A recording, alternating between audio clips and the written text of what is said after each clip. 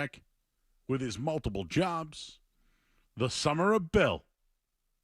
The summer of Bill is real. And just think about this again. The Patriots are 6 practices in, and they have a player on their team calling the Patriots liars. Man, how's it going back there, Skaz? I see you fumbling around back there. We're good, Joe. Just had a couple audio issues with the YouTube, but I think we got it all figured out. Big thanks to Tim Staskowitz. Almost butchered the last name. Back there. from vacation? Yes, already lending a huge helping hand to the show. So thank you, Tim. Thank you, Tim. Summer of Bill, huh? Yeah, I mean, for a guy that doesn't like the media, and I know we've done that before, where the hot takes of Bill hating the media and now getting a job. But it is funny. Like, good for him. I'm glad he's got a job. We'll all be tuning in. We'll have no choice, I'm sure. Everything he says, even remotely related to the Patriots, will be clipped and used for agendas. So yeah, I'm looking forward to it. Good year. I just, again, I mean, I know you were back there, but 6 days in, somebody on the team is calling ownership and the Patriots liars. This guy's got 6 jobs and a 20-something-year-old girlfriend. Did you? I know we had this in the rundown, Joe, but did you do who is having a better time right now, Bill Belichick or the New England Patriots? I'm gonna do that. Yeah, save that. There you go, guys. That's a great question. Who's having a better summer, the Patriots or Bill Belichick? 'Cause it's a cruel summer. Da da da. It's the Bill summer do. Bill Summer. Oh, we might have some singing later on. Yeah, we might. I don't know. We're still working on that, everybody. But the songs of summer have been curated. At least 3 of them. I couldn't pick any more. I think 3 is fine. Joe had hit his writer's block, if you want to call it that. I had 3. There was one that was giving you some trouble. What'd you think of that mac and cheese? Oh, everything they brought was fantastic. Bacon, the cornbread. You taking a drive up there soon, probably. Oh. Hey, shout out to Christina. Yeah, shout out Christina. Getting us a food drop. We talked about Davis Square restaurants. Mentioned one of them. They reached out and said, "Hey, we heard you." And we said, "We love you." So, the owner came by, Dylan himself, and his buddy and his partner, Dan. Great time tonight. I'm very, very happy. You know, I could do this more often, eating before the show. Wonder if the show would have started the same yesterday if that had happened. Did I sound hangry? I had so many people reach out to me being like, dude, I've never heard you like that before. No, I was pissed. What? I'll do this again later, but it almost felt Fellowship of the Miserable. It felt pre-2003 to me, Skaz. In a way, it felt predetermined almost in a way where, like, no matter what they did, people were going to have that reaction. Yep. Yeah, can't please everybody, Joe. Well, we are back up on the stream. If you go to youtube.com/98.5 The Sports Hub, you'll see a new stream. So get in there if you want to get in there. That pink shirt is popping, Joe. The pink shirt. A lot of comments. Got myself. You know what it is, too? I got a nice fresh shave. Did it myself. I mean, I'm no Baba or anything like that, but... No what? I'm sorry? Baba. I like when I meet my Baba. He lines me up really nice. All right, we'll get to the headlines here. And you know what? The worst take I've read about the Patriots this year. I'll have that for you coming up next on the Sports Hub. From the Town Fair Tire Studio, the Celtics, the Patriots, the Bruins, and the Revolution play here. WBC-FM and HD Boston 98.5. The Sports Hub, a BC Media Group station. Sports Hub headlines. Red Sox win 3-2 in 10 innings tonight, and they got contributions from so many. First, let's start with Brian Bayo.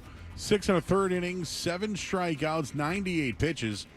Following him was Lucas Sims, recently acquired from the Cincinnati Reds. Also, our buddy Mr. Jansen, Danny Jansen, had the game-tying RBI in the 6th inning, and then Rafael Devers sent everybody home in the 10th with the walk-off. Sox win 3-2.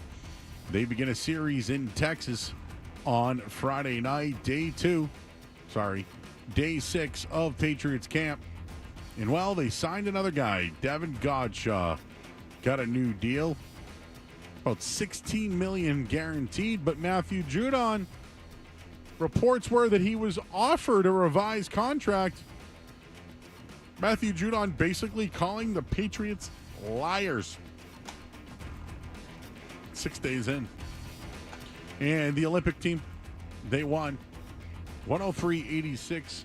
Jason Tatum started and had 4 points. Headlines are brought to you by Awaken 180 Weight Loss. Take strokes off your game by taking pounds off your frame with Awaken 180. How many birdies can you uncover? Awaken180weightloss.com. I'm Joe Murray. Your next update in 30 minutes. To us, Boston pride runs deep. I'm a Bostonian! This is Boston's home for sports. Bow! Bow! 98.5, the Sports Hub.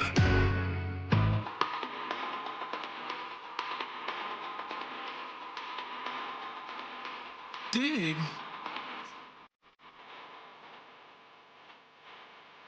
All right, back here at 98.5 the Sports Hub. What we got tonight? We got Brian Barrett of The Ringer joining us at 8:20. And then we got Barstool Greeny at 9:20 tonight. In or out, 8:50. Musings at 9 o'clock, 9:50. And who knows, maybe since it's Wednesday, should we play one song of the summer a night? Yeah, we could do that. I like that. Maybe we might add one or two. You never know. Yeah, just we'll play one a night. Maybe we'll do it at like 10:30. Nah, I feel like we should get it in. Maybe we'll do it post Musings. We usually come back for that quick segment after Musings. Maybe we do it play there. The song, go to break and react. I like that. I see guys on the phone lines. I just got to get this one off my chest. Is that an old line that I have on the air? I just got to get this off my chest. I heard a take that I'm sorry I'm out on, and I disagree with, and to me it's clickbait. I wish that I could make a lot of money writing bad headlines to get clicks. But this is the one. This one. I don't agree with at all. And don't bite the cheese. Don't bite the cheese on this one. There is no way that Joe Milton has looked better than Drake May. Don't believe anything that you read on that one.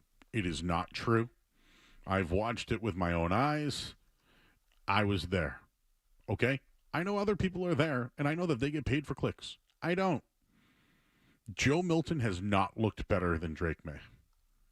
He has not. And this was reported by Ben Volin of the Boston Globe, who I walked by the other day. Maybe he didn't notice me. I was the large fellow.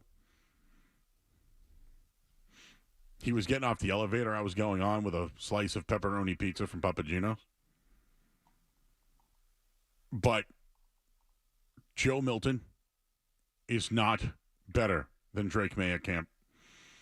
And if I'm being serious right now, Joe Milton could barely complete a pass shorter than 10 yards. And whenever he threw the ball over the middle, he throws it so hard that it goes off the receiver's hands and it gets intercepted. So the report that was written, or the article that was written, I do not agree at all. At all. So the quote was, Milton is the wow quarterback at camp. The guy with the best size, best athleticism, and biggest arm. I mean, Cam Newton had that too, right?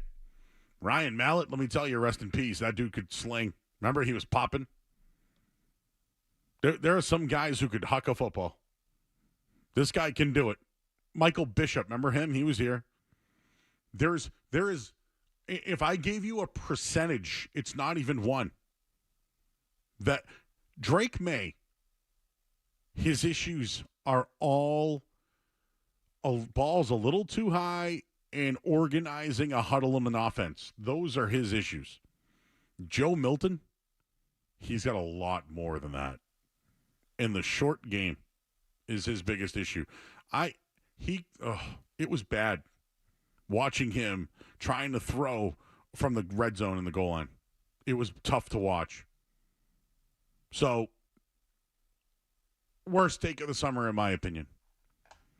He even wanted to take it a step further. Milton outplayed May over the first 6 practices of camp. You can't tell which player was the number 3 overall pick. That is a lie. A flat-out lie. That's a lie. You can't tell the difference? What are you watching, bro? I wish I could have talked to you about this. Again, this is what I mean about clicks. This is a trolling, Volin article. I don't know how else to say it. And he's more than welcome to call in and talk about this. I don't want to challenge him. I just think you're wrong. You don't believe that. You don't believe that Joe Milton looks like the number 3 overall pick. You can't believe that. I'm sorry. Drake may have his struggles. That's a bold-faced lie. And I don't want to attack people in the media, okay? I'm not that kind of guy. But if you're wrong, I'm going to call your ass out. You don't believe that. You wrote that to get clicks. That's all. That is not true. You can't believe that. And anybody who ever watched a Joe Milton football game before a New England Patriot, Drake May has always been 5 tiers ahead of Joe Milton. Always been. That's a fact. But when I saw that one, couldn't buy it. Your thoughts, 617-779-0985. There's 2 mics. Let's go with this mic. Hi, Mike. Hello. Hi, Mike. How are you? You're on the air. Hey, how's it going? So I couldn't agree with you more about what you guys said about Bill. And he's living his best life, and he's having the summer of Bill. But you can't discount how much that record means to him. And I really think that is something that needs to be considered. Hey, Bill. Sorry. Oh, okay. Sorry. I just called you Bill, but your name is Mike. I don't care about the record, and I'm starting to wonder if he does either. You beat me to it. I was going to say, but does he care about the record? I still think he cares. You know what I think he cares about? Like the game. I think he cares about records. I know legacy. Yeah. That's what he cares about. I think the legacy is better for him no longer coaching and the Patriots did him wrong than him trying to piece it back together. What if he can come back and win, though? He needs the right situation. Yeah. My only thing about Bill coming back is, do you think he can get all his guys together? Like, if it's Patricia and McDaniels and guys like that, does the team want to really hand that over? I don't think players want to play for those guys. I think there are still players that would look at Belichick and say, I'd like to play for that guy. But if you're bringing in Patricia and McDaniels, we saw the Vegas locker room when McDaniels was let go. They were smoking cigars, having the time of their lives. We saw who's the crazy defensive end there? Yeah, Max Crosby. He was so happy. We saw Darius Slay when Patricia was let go. Yeah. We saw his reaction when the Eagles added him. So, Bill's guys might need an adjustment on Bill's guys. You know how Mayo said he wants to be the CEO and let the coordinators do their thing? That's the job Belichick needs. But I do feel like, though, once you when you lose your guys, it's tough. Because guys, dude, I worked a lot of jobs in my life, guys. When you, for example, I worked at a car dealership, right? A new GM comes in, he wants his general sales manager to be a guy he can trust and talk to. He wants his finance guy to know what the expectations are. I hate to relate it to but that's what it is. When a new guy comes in, they want their guys there. I mean, look at the Eagles when they lost Doug Peterson that first year. They weren't exactly the same. You look at other teams that have lost coordinators, that have gotten head coaching jobs. There's a learning curve. There's an adjustment. So, yeah, Bill's he's gonna have to really find his spot. But I think that's kind of the media thing, is him keeping his name out there, keeping his face out there. Hey, don't forget about me. And he's going to prove to us on a weekly basis how much football he knows. And I think we know these front office types love that stuff. So I think he is still primed to come back next year. All right, let's talk to Mike. He's in Connecticut. Hey, Mike. Joe, this is as clickbait as it gets. You want to talk about the summer of Bill? Media is the only thing this guy can do. Are you kidding me? You want to talk about having his own people around him? You mean Tom Brady. He's nothing without Tom Brady. Okay. What does that have to do with the summer of Bill? In what situation is he going to succeed without Brady again? He's coming back to who? Television? Yeah, exactly. That's where he should Mike, stay. what's the problem? On What's the problem with television. that? Mike, let's ask you the question. Who would you rather be right now, Bill Belichick or the New England Patriots?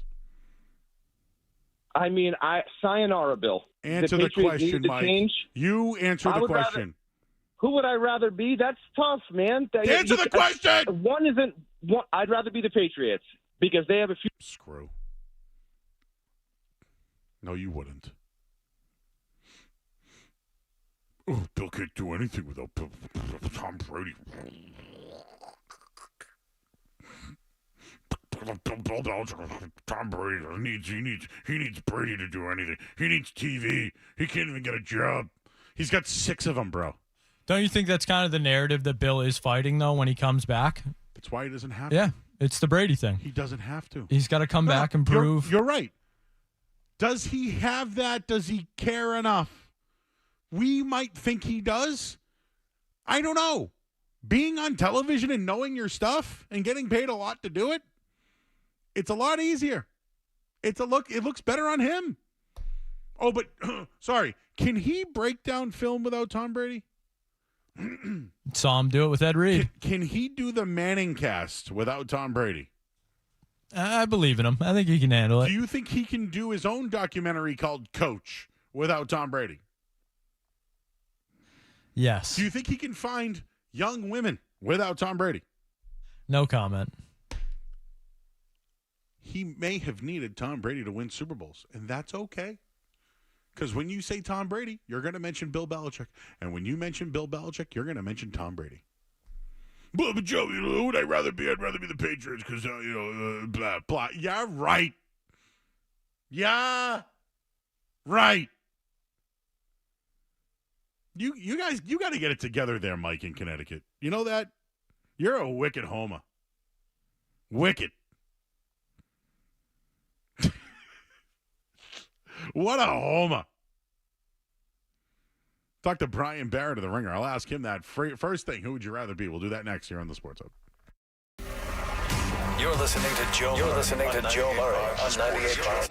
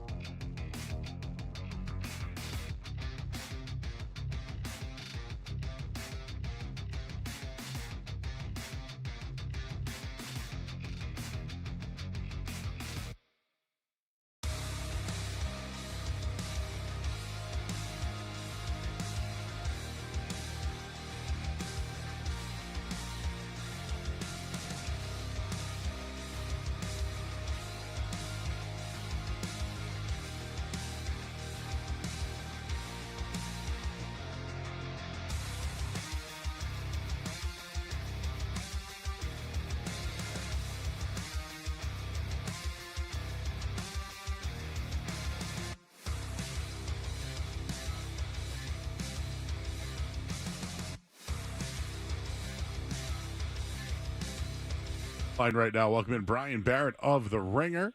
Of course, you can hear his Off the Pike podcast, which I joined, and some of your listeners did not care for my commentary on the Patriots, Brian.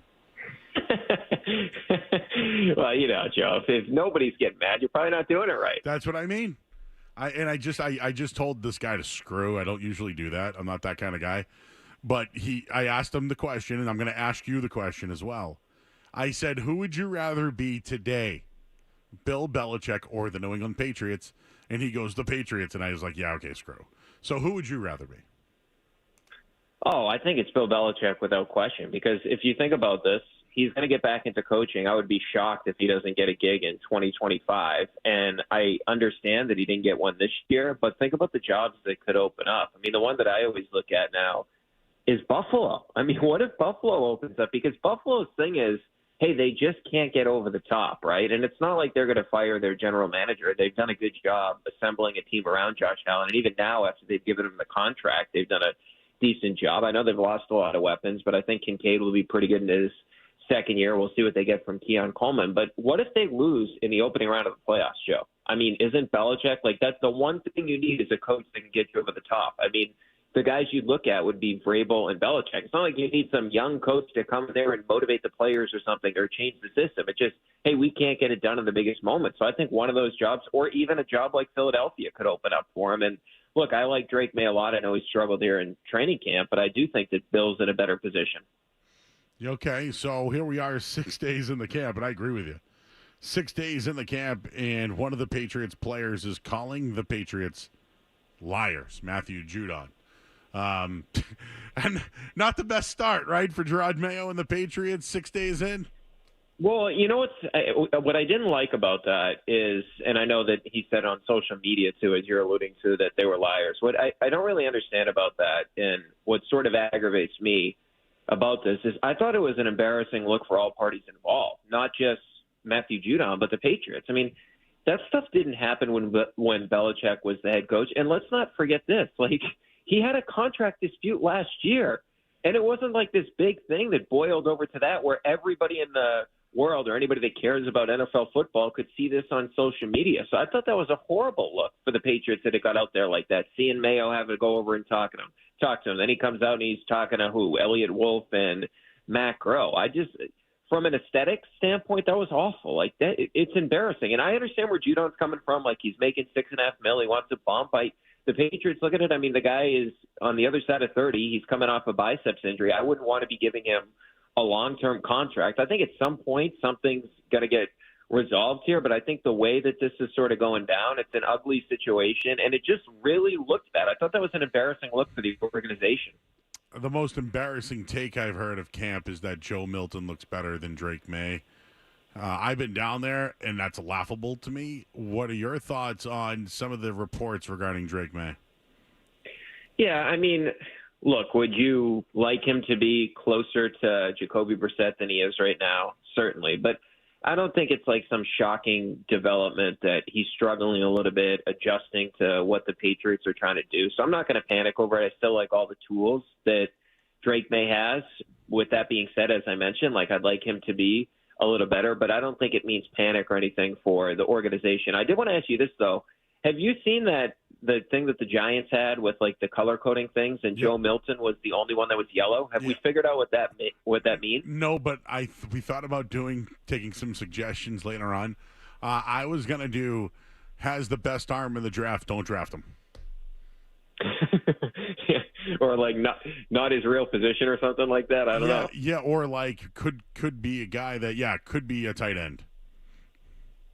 Yeah, maybe that's what it is. But with circling back to Drake May, I think we would all acknowledge it's not the worst thing in the world if he doesn't start the season, right? I mean, Jacoby Brissett's making $8 million, and I know that and I know Caden Wallace didn't have a good practice on Tuesday, but they've been using him at the left tackle situation. If they're not completely set on what the offensive line is going to look like, and if Jacoby Brissett's the better player to start camp, let Jacoby Brissett play, and then eventually Drake May is going to get his opportunity. And I think the one thing that we're overlooking here is the Patriots aren't close. This is going to be a long rebuild. I think you take away some of the positive stuff, Baker's having a good camp. You've seen signs from Polk, Keon White is having a good camp in his second year. But this isn't a team that's like, hey, we're really close to competing to get back into the playoffs and compete for Super Bowls. This is still a developmental process. Now, they fell into this developmental process accidentally, right? Like, they've been trying to be good the past couple of years, but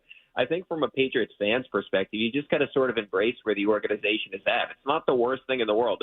And NFL rebuilds are not like rebuilds in the NBA. Like, you could be back in 2 to 3 years if Drake May ends up panning out as a player, but you got to give this thing time.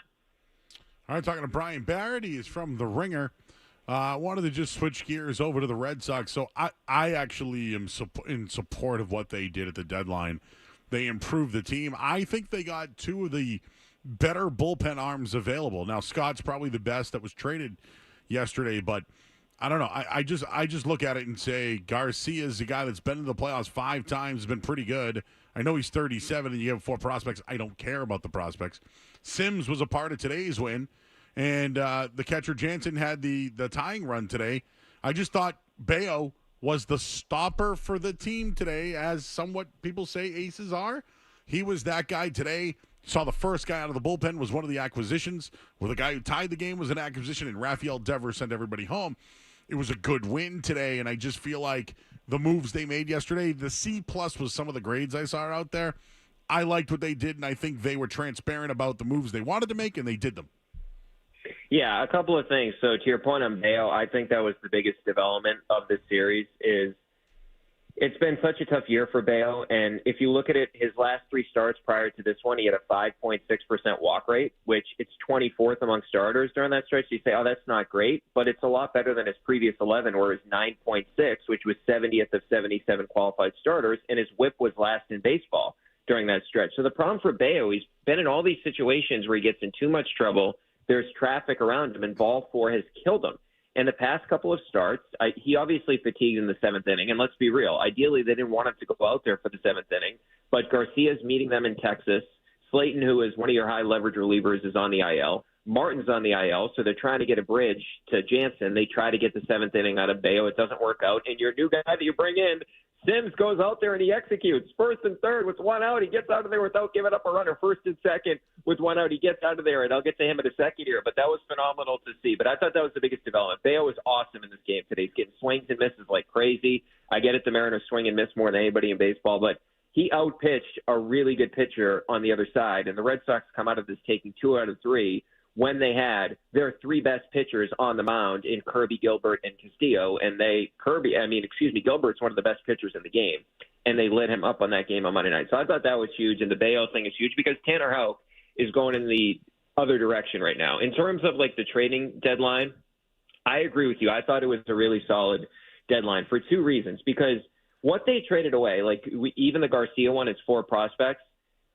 A bunch of those guys and a bunch of the players they traded away, especially Nick York, those are Rule 5 candidates for next year. So basically what they traded away at the deadline was Rule 5 guys, or guys that could possibly be Rule 5 guys, and pitchers that were like the ETA is 2027. Like that's what they were traded away. So they think, and this is my sort of assertion of this, they think that, hey, we're very good at developing pitchers in terms of Breslow and his group, that, okay, if we're missing on a guy that's going to be up in 2027, we'll be able to figure that out between then. But Garcia is a guy that has had real success in the past, and he's been throwing the ball better as of late, and the splits are pretty good, 239 against lefties, 215 against righties. And in general, this Red Sox team, since the All-Star break, they've had the worst bullpen in Major League Baseball. On the season, in high leverage situations, they have the second worst slugging percentage against. So I like the fact that you bring in Garcia, who's a veteran guy who in the past has missed bats. He hasn't done it this year, but the numbers aren't bad. And then the Lucas Sims one, we saw him today. I really like this. I mean,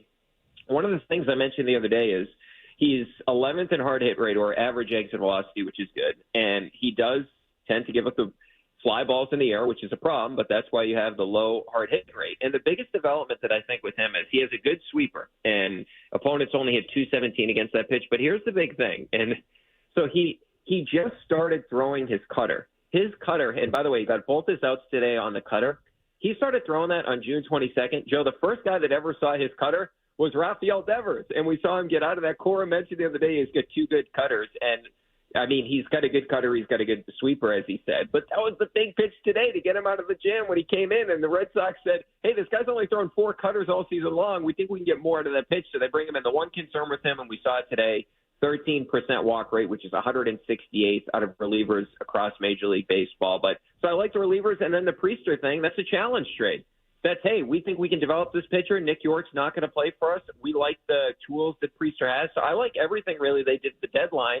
And then Jansen, I mean, you mentioned him. He had a couple of good at-bats in the Yankees game on Sunday night as well. And a huge hit in this game today to tie things up. So, like, considering Alex Cora mentioned the fact that when they talk to teams about premium relievers, they were asking for Meyer or Anthony. Like, you're just not doing that. It just doesn't make sense. So for what they could get, this makes sense. The one guy that I'm concerned about is Paxton. And his fastball, we saw it in this game on Monday night, on Tuesday, the fastball was a problem for him. He throws his fastball a ton.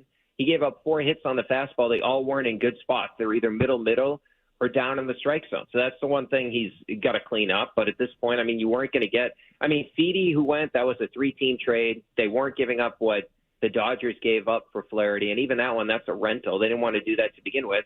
Crochet didn't get moved, right? So, like, the big guy that could have possibly been on the market, and Skubal didn't get moved. So I can't really complain about what they did. I agree. Thank you. I'm glad that you agree with me, and I'm not just a guy that's trying to make it. I get crushed when I defend the Red Sox.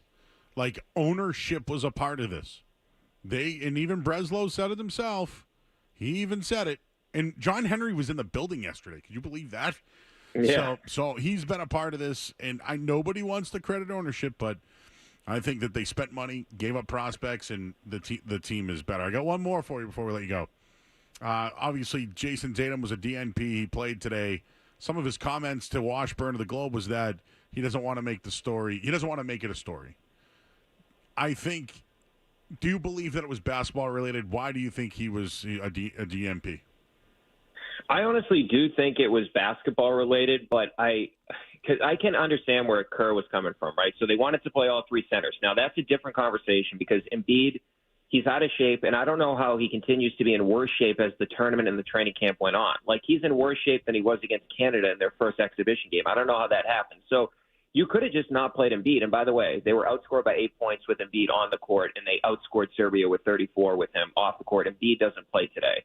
So I think the thing about Tatum is he's so versatile. We mentioned it during the finals. He played point guard and he guarded centers. I thought that everybody that has played for Team USA in the past, they get rewarded, right? Like, you think about Carmelo Anthony back in the day, and you think about some of these guys that have been Team USA players in the past, that they just said, hey, like, basically this is basically LeBron's team. And look, it's LeBron. I totally understand that. But Tatum was the second leading scorer on the team when they just won the gold medal, and for some reason he doesn't get rewarded. So I think that based on his status, I think that you would argue for next season, the only player on the team that you could argue you would want to rotate him is Anthony Edwards. And I would actually argue for Tatum over Edwards. So I think based on everybody's age, I'm not saying their careers, but at this point, the 2024-2025 season. So I quite frankly thought it was disrespectful.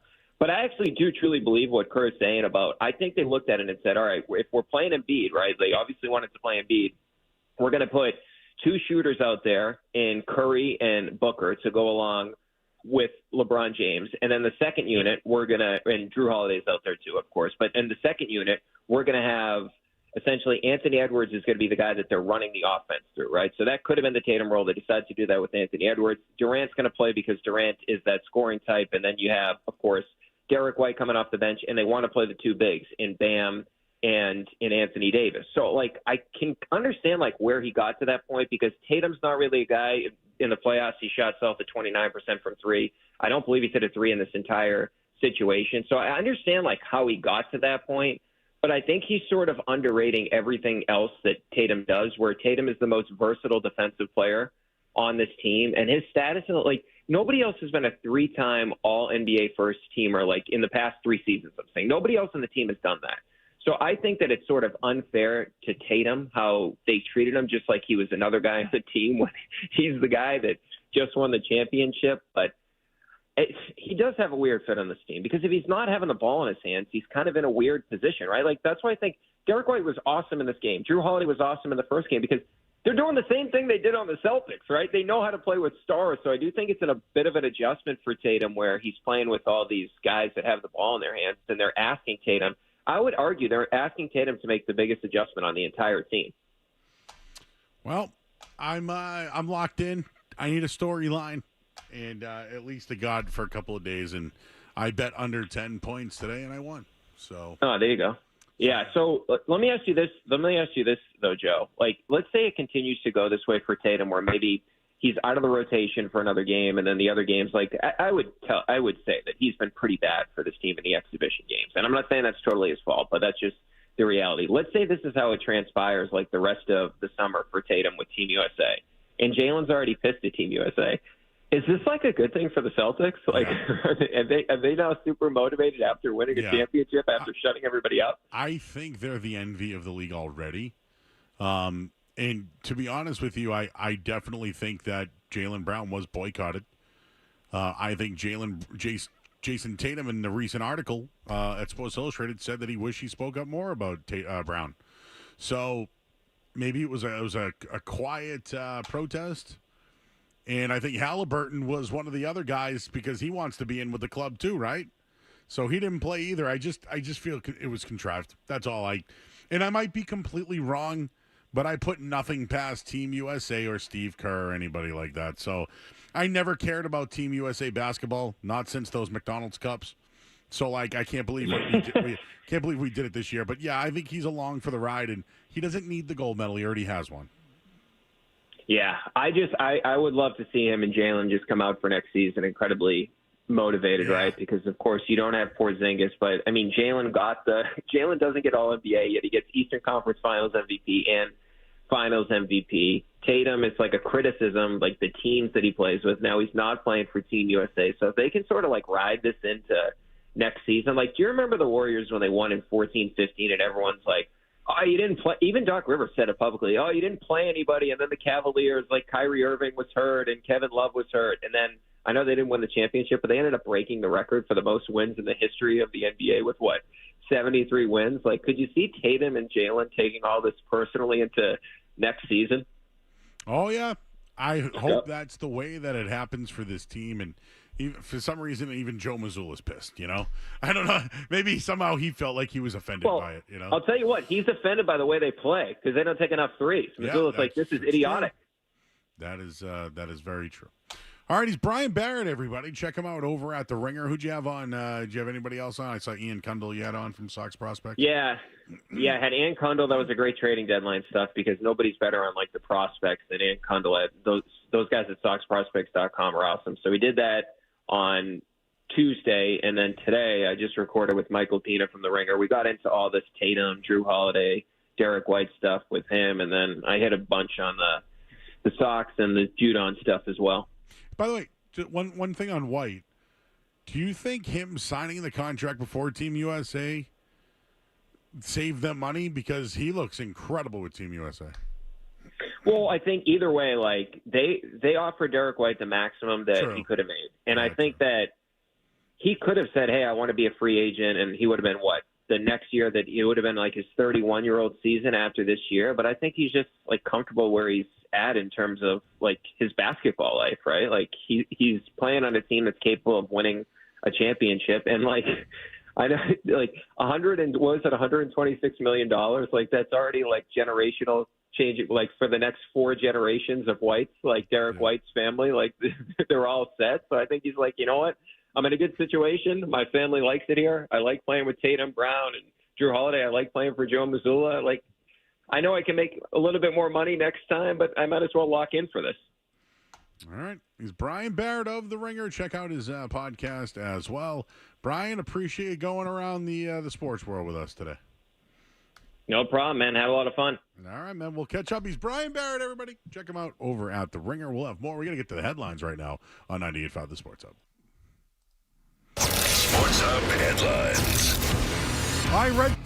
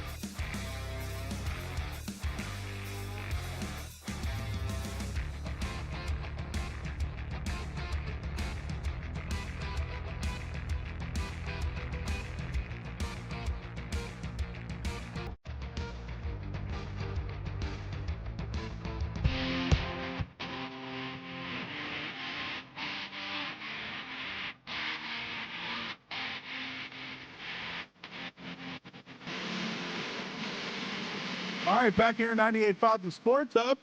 I'm Joe Murray. Skaz is here. Christina. We got in or out coming up in just a little bit. We also have a giveaway. You ready, Christina? Caller number 10 to the contest line at 617-931-0985. We'll score a 4-pack of passes to the Naismith Basketball Hall of Fame's newest exhibit, The Vault, featuring the legendary 18-time NBA champion Boston Celtics. Experience the dynasty for yourself at the Hall of Fame.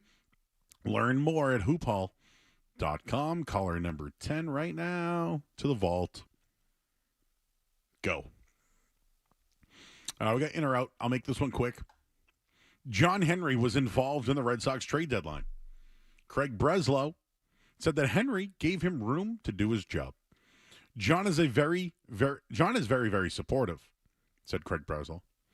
He's very in tune with the players across the league, with our prospects, and with the needs of our major league team. I very much keep him up to date on the conversations we're having. If he has thoughts, he'll share them. But I've come to appreciate that I was hired to be the chief baseball decision maker, and he allows me to do that.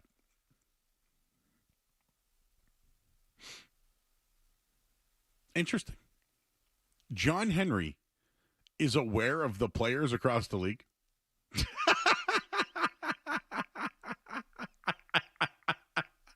Everyone else laughed too, right? How do you not? Okay. Yeah. He'll tell you who Paul Skeens is. Wonder if Tom Caron would have that same comment if John Henry didn't know who Quinn Priester was. Yes, the 18th. Oh, yeah, I know, right? Wonder if John Henry knew he was the 18th pick in 2019. Right. Yep. Does he know his vip warp? I don't know what I said, but does he know it though? Oh, he has a BHIP of whip times 3.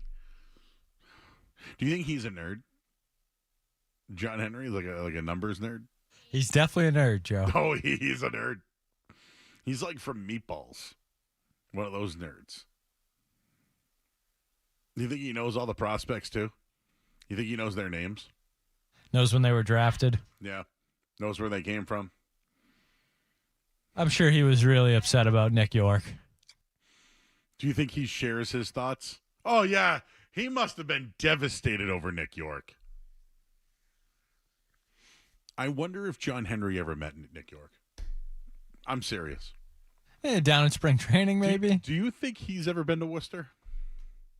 I'm sure he cut a ribbon there or two, maybe. Or they probably sent Tom for that, right? Yeah. Do you think he's been to Portland before? Enjoyed a nice lobster roll up there. Yeah. Yeah, he went to Duck Fat. Was eating poutine. Thompson's Point, maybe check out a show. Going to the Sea Dog pub. Right? You think he's been to Greenville? He shares his thoughts with him, but I've come to appreciate that I was hired to be the chief. You were the chief baseball decision maker. Let me tell you. Hey, as much as I'm making fun of them, he was in the park last night. An absentee owner is the worst. There's nothing worse than that. He was there on deadline day. I wonder if that meant something to the team. I don't know. I don't know how I feel about that. Like when I see the owner walking around, Skaz, I'm like, oh boy, what hammer's about to drop today? Heads are gonna roll. That's what I see. You ever notice that? Yeah, you've worked a job. Yeah, you've worked many jobs. Whenever the boss is in the building, isn't everyone like real tight? You know. How many times? Like I've worked in offices, but hey, the owner's gonna be walking through, so make sure everything's clean around your desk. Do you think he cares? And give me flashbacks to working construction. Like, oh, the boss is here. Everybody grab a tool. Look busy. I had this one boss. All right. Just share a story. It's story time. Story time. I like stories. I worked in the auto business for years, so most people who work in the auto business are really just a lot of smokers, and they love that free coffee. You know, how you would go to a waiting area? The waiting area at a car dealer, let me tell you, dude, there's some good snacks there. But I worked with lifers that, like, literally, like, man, I like working here. It's the best coffee. I one time had an owner see me and he goes, "Hey Joe, can you come outside with me?" And I go, oh, "Okay." And he just goes, "Hey, can you just clean up all these cigarette butts?" I go, "I don't smoke cigarettes. I'm not doing that." Now, I'm a team player, Skaz, so I got a broom. Can I just say this going into in or out? Out on cleaning up cigarette butts. Out. Out. I don't want to touch your butt that's been smoked. In or out is coming up next here on 98.5 The Sports Hub. What's it gonna be, McFly? Are you in or out? Don't go anywhere. There's more Joe Murray.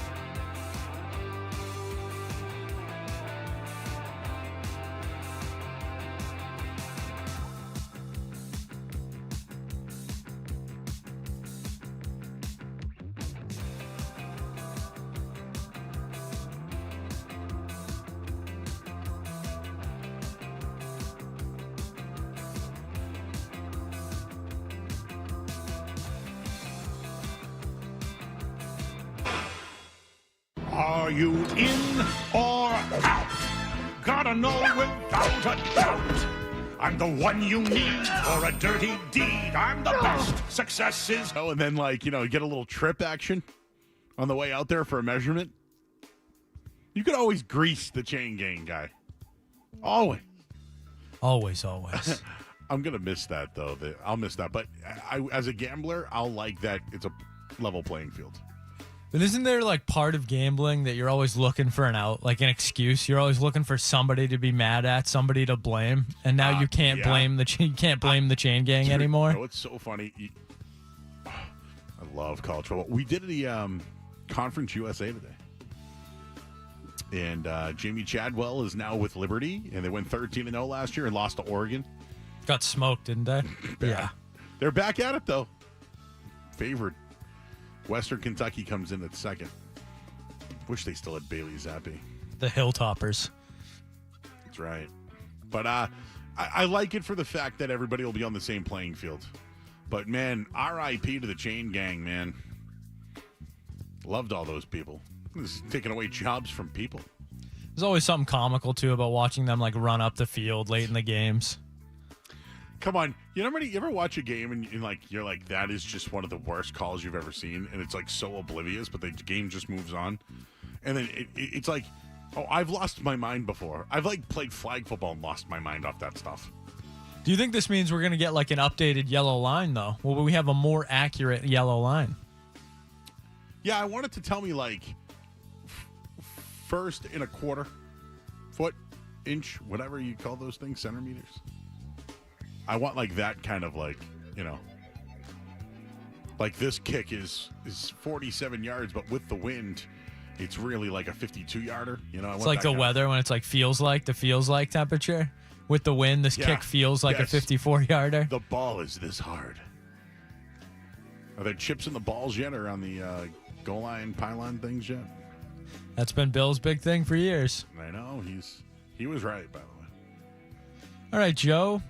Head to the world of laptops for this one. Asus announced a new sniffable laptop with a built-in fragrance dispenser. The laptop will come with a cartridge. You can interchange 3 different scents they sell with the laptop: Be a New Her, Basil, and Mandarin. Out. Joe, are you in or out on a sniffable laptop?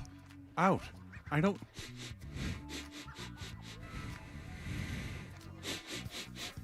don't want any smells from a laptop. Do you know what I would like a laptop to have? You know those spray cans of air? Could they just every once in a while just like spray your keyboard down and get all the crumbs out of there? Instead of smelling, how about you start spilling? Like spilling air. This is the dumbest idea. Who came up with this? Asus? Asus. Out. They actually have a solid computer, though. Yeah, solid laptops. I had like a great laptop. I still have it. It's broken, but it still works. Don't need to be sniffing it, though. There are other things. There are other things I'd like to sniff more than my laptop. How about like enough USB ports or a CD player, like anything, you know, just make it easier to use. CD player? I don't know. So like I still got a couple of them. Had to burn one the other day, and I had to get like a USB thing. Give me a couple USBs. No, it would be cool if one just rolled a joint for you. There you go. Right? College kids would be great. Don't shake your head at me, Christina. You talked about the port, right? You just pull the port out, and all of a sudden a joint comes out. Beautiful. I don't need to smell your fragrance. I'm out on the fragrance automatic laptop. weed roller on a laptop. I mean, you asked for an idea. Like, can it make you like a? What would you guys? What do they have out there tonight? Margaritas? Could they make a margarita?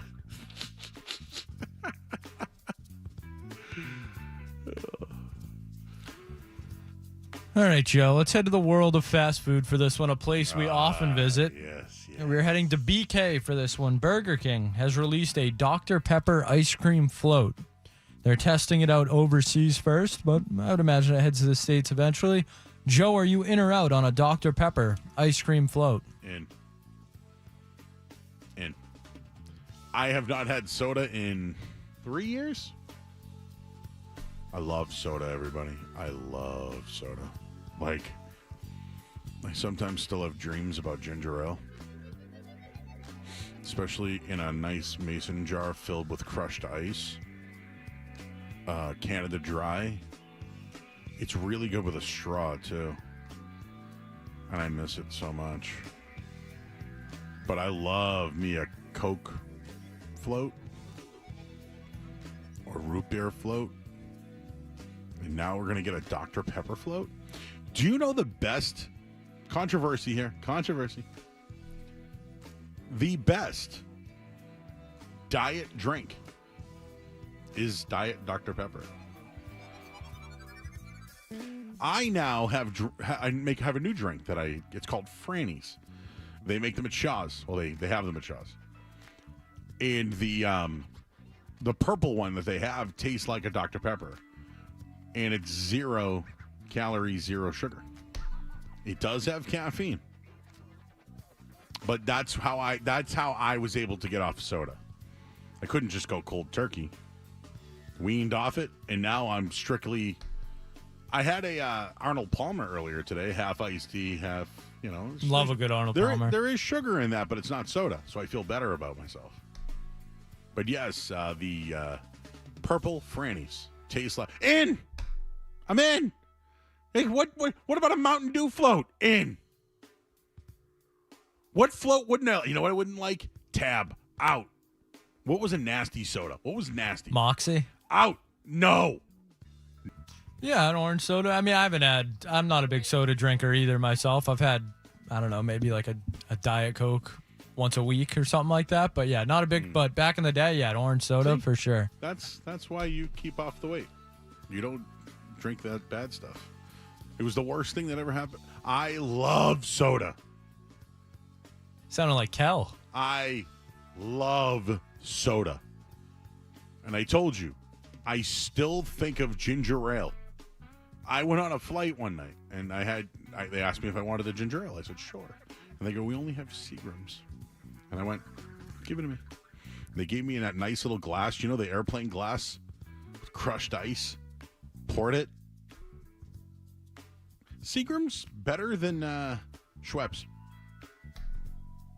I'm a Canada Dry guy. I'm a Canada Dry all day.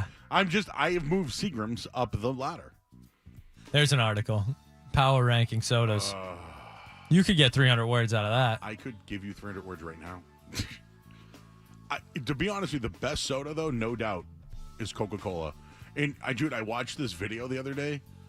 It's the worst thing in the world. Like, people put like rusty tools. Yeah. I've seen You that. saw that thing, dude? Yeah. That was crazy. Put like rusty tools in there, and they just come out squeaky clean as hell. But even Tom Brady said that. He said that soda, dark. I don't think we need to credit Tom Brady with saying soda is bad. Listen, if Tom Brady says it, I listen. Tom Brady first on the scene. Soda, not great. He said it was one of the things that helped him most. He did seem like a soda guy when he first got in the league. Dude chugged beers faster than anybody you knew. All right, Joe, into the world of movies for this one. This one I think you're going to be in on. Matt Damon appeared on the Rich Eisen show. It was either today or yesterday, and he hinted at a possible Rounders sequel. Joe Murray, would you be in or out? I'm sorry, I missed you for a second. Matt Damon was on Rich Eisen, and he teased a possible Rounders sequel. In a new gambling movie. We need one. Rounders was awesome too. Yeah, I love that.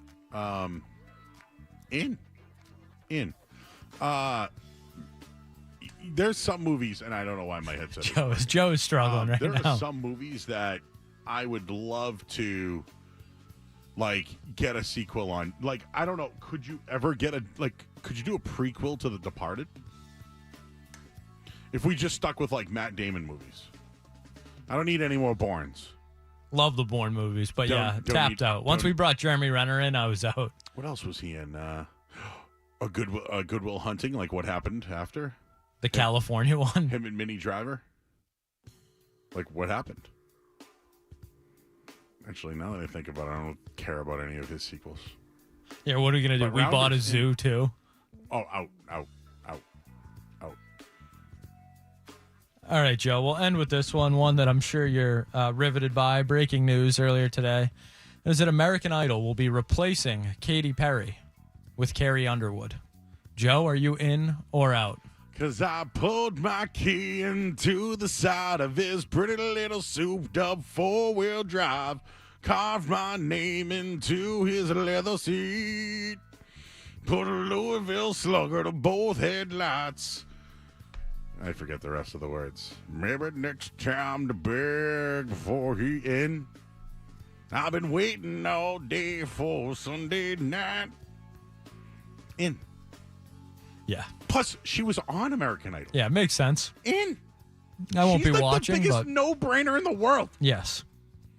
Talk about a show that I stopped watching after like 3 or 4 years. Taylor Hicks, I think, might have been the last one I watched. Possibilities. That's all I remember about that guy. That guy sucked. He had gray hair at like 27. That's all I remember about him. That's when reality in the world was bad. Like, that was bad. That Being guy told won. that was the Chris Daughtry year. Oh, Chris Daughtry, yeah. I liked Chris Daughtry. He's doing a lot better than Taylor Hicks. But I remember, like, Bo Bice. Remember that name? Kelly Pickler. Oh, Kelly Pickler. Now you're throwing it back. I'm trying to think of some other names. Catherine McPhee, Christina says. Oh, yeah, she married somebody famous, didn't she? Yeah, well, she's got a couple of songs I heard. She was beautiful. Who else? Ruben did nothing. Fantasia sang once, and I was out. All I remember from Ruben was he was at the end of a Scooby-Doo movie from my childhood. That's all I remember. He was singing at the end of it. I have never seen Ruben Studdard after he won. Clay Aiken did okay. He looks like a character. He just looks like a character. Am I missing any other American Idol people? I don't care. Simon Cowell, though, that guy ruled.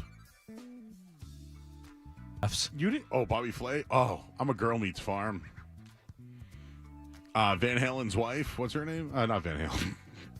Eddie Van Halen's wife. Yes, Eddie Van Halen's wife. What's her name there? Valerie Bertinelli. I love her show. Did you ever watch that other show? It's got not cooking, but it's Chip and they went to Baylor and they like redo homes. Oh, the Property Brothers. No, not the Property What's her Brothers. name? Chip and Chip and Joanna is what there you go, Christina's yeah. saying. I have not seen that I one. used to like that show. That guy's okay. No, those shows are on in my house, but I do not watch them. You know what's sad is you know them. They're Oh, on. yeah. They're on and you know them.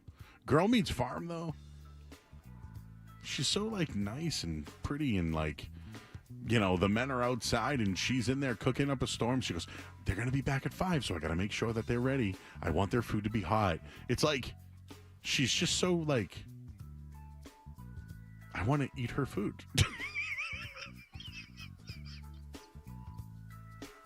That came out weird.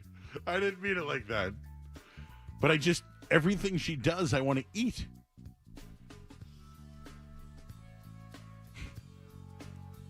What were we going to do again? Hey, we're going to talk to Greeny. Oh, Barstool Greeny. All right. We'll get you a headline. We'll do that coming up next here on the Sports Hub. From the Town Fair Tire Studios, relatable, reliable, and even relentless at times. We're doing it live. This is Boston's home for sports. WBC FM and HD Boston 98.5, the Sports Hub. BC Media Group station. Sports Hub headlines. All right, Red Sox 3-2 winners today in 10 innings. It all happened on the bat of Rafael Devers, who had the go-ahead hit, or the walk-off hit, I should say. Brian Bayo, 6 1/3 innings, 7 strikeouts on the night. You saw the couple of new acquisitions. You saw Sims out of the bullpen. Jansen had a game-tying hit. And, of course, Devers with the walk-off. They're off tomorrow. They'll begin a series on Friday night in Texas. Devin Godshaw got a 2-year extension with the Patriots. Going to get $16 million guaranteed. Matthew Judon, though, After a report says that he was offered a contract, he calls the Patriots liars. Team USA won today 103-86. Tatum got the start. Only 4 points for the former Celtic, the Celtic. What am I talking about? I'm still thinking about Girl Meets Farm. And this in Revolution news. DeJuan Jones traded to Columbus for Will Sands? Who? I don't know either. Headlines, they are brought to you by Safety Insurance, providing comprehensive coverage for your auto, home, and business. Ask your independent agent about safety. I'm Joe Murray, and I'm still here. Get the There's the potential there for big stuff. 98.5 The Sports Hub app. Get the app.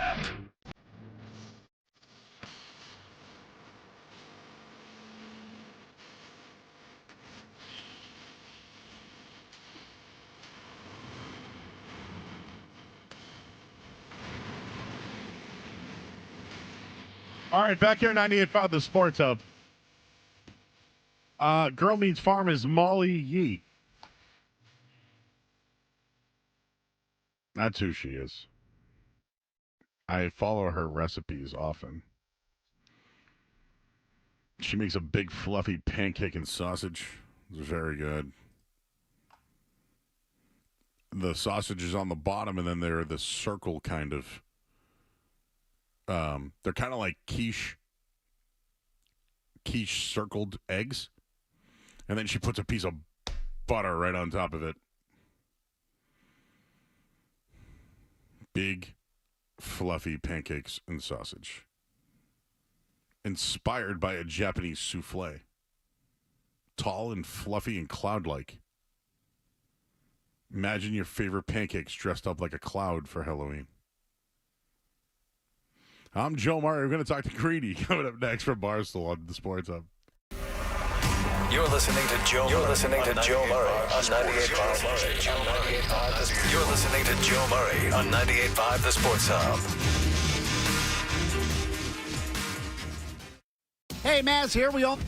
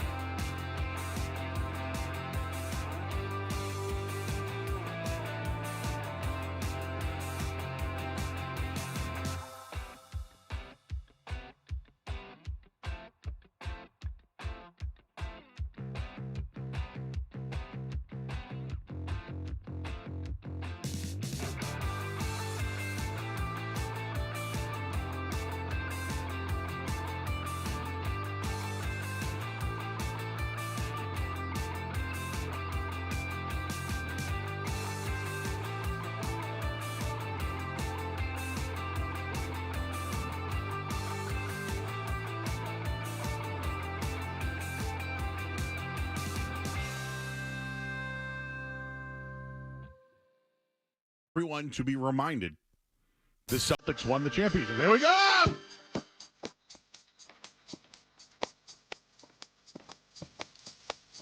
The Celtics wore teams down. Donovan Mitchell said, I'm tapping out. Tyrese Halliburton, tapping out. Even Luka Doncic was tapping out. The Celtics won the championship. Don't forget about it. Let's go to the Volkswagen Dealers Expert Hotline. Welcome in Dan Greenberg, Barstool Greeny here. Greeny, the Celtics won the NBA championship this year. Did you know that? I did, and I heard you're open, and I have to piggyback you on that. Not only am I not done talking about it, I'm just getting started, okay? We got 300 more days of this until there's a new champion, and it probably won't even be a new champion. Yeah, I'm glad that you're doing that. You know, every day just wake up and tweet out the Celtics are champions, and I will retweet it every day with you because I want to just remind people. But last night we played some audio from Daryl Morey of the 76ers, and he thinks that the acquisitions that they have, they are now in line with the Boston Celtics. So I personally don't think anyone is, and it's not a homer take. I just think that they're one of the greatest teams of all time, and they're running it back. Everyone's chasing the Celtics now. I just wanted to get your thoughts on what you thought about the 76ers and their upgrades.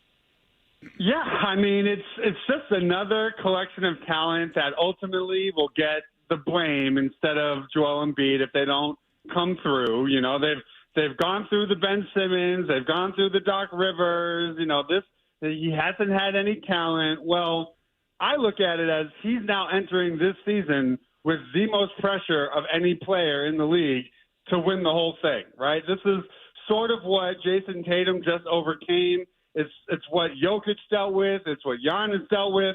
They all got it done. You know, now he's an MVP. He's entering his, 30-plus age seasons. This is it. He's in his NBA prime. If they don't get it done in this window, then, I think that speaks pretty heavily towards who he is as a player.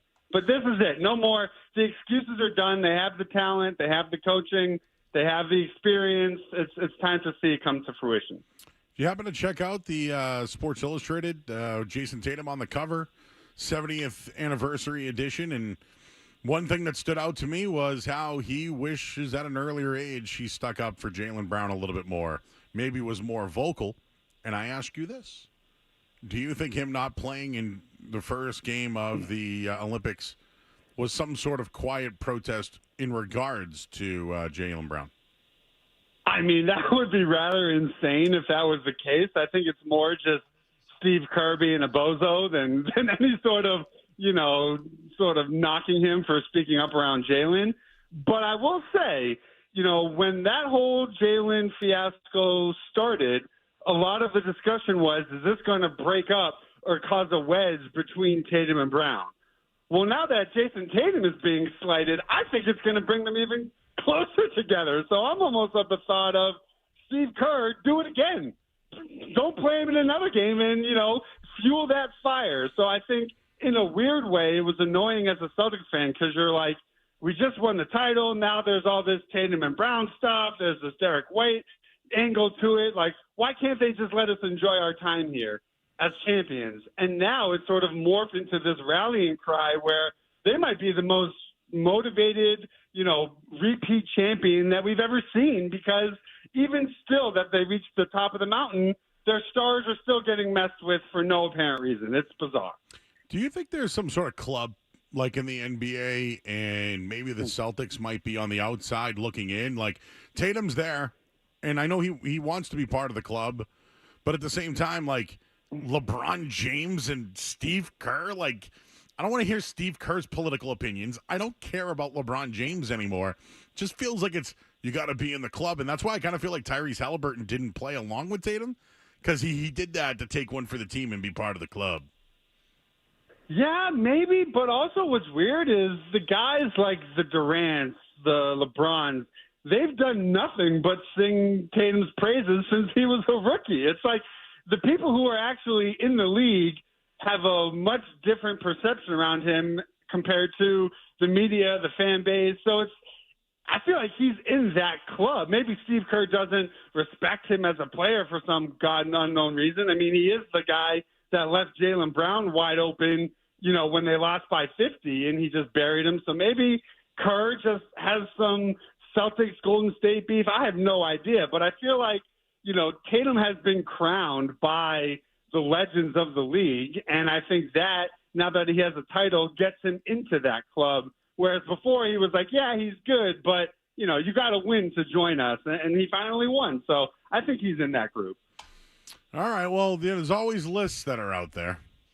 We all got a list. And I wanted to bring in Skaz for a second because he wrote an article of maybe one of the reasons why Tatum was a DNP, and maybe it's because, I don't know, Steve Kerr disrespected the Celtics and hates the Celtics because he didn't want to cover Jaylen Brown, and then they went off, that whole scenario.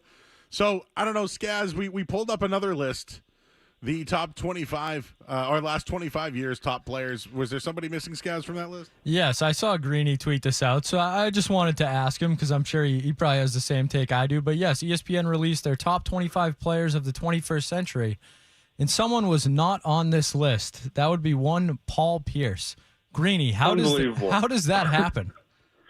Unbelievable. And like I put in the tweet, he's top 20 all time. The majority of his career came in the 21st century. He's 20th all time in points, first ballot Hall of Famer, top 75 team, all time member. It's just intellectually dishonest to try to gaslight me into thinking that Paul Pierce was not a top 25 player of the 21st century. I don't care where you want to put him on that list, but I mean, you had Jason Kidd on that list, who spent much more of his career in the 90s.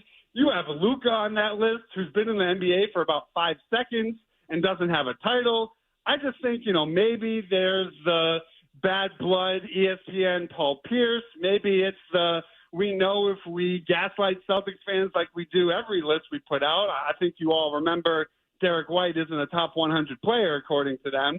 That didn't turn out so great, but they know it's bait. It's interaction bait. They know we'll freak out about it. And a younger me would have been, I probably would have written a blog about it, gone scorched earth, but I can't lie. This title has changed me. All I can do now is just sit back and laugh, because anyone with a functioning brain who's being objective cannot deny that a player of Paul Pierce's stature is not a top 25 player of the 21st century.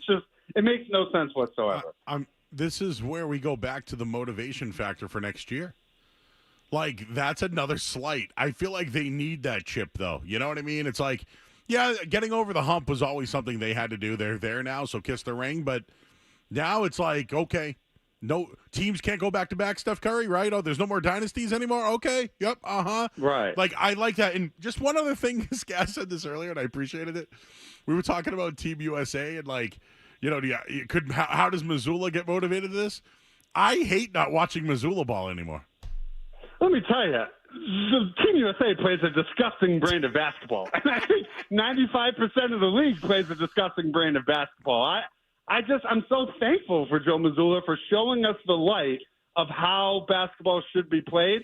It's like you want to gouge your eyes out. There's no movement. They're not taking threes. They're not moving the ball. It's like, this is how the rest of the world lives. No wonder you didn't win the NBA title this year. It's like we showed you the blueprint of how to dominate anybody on a court, and yet they refuse to play that way. It's maddening.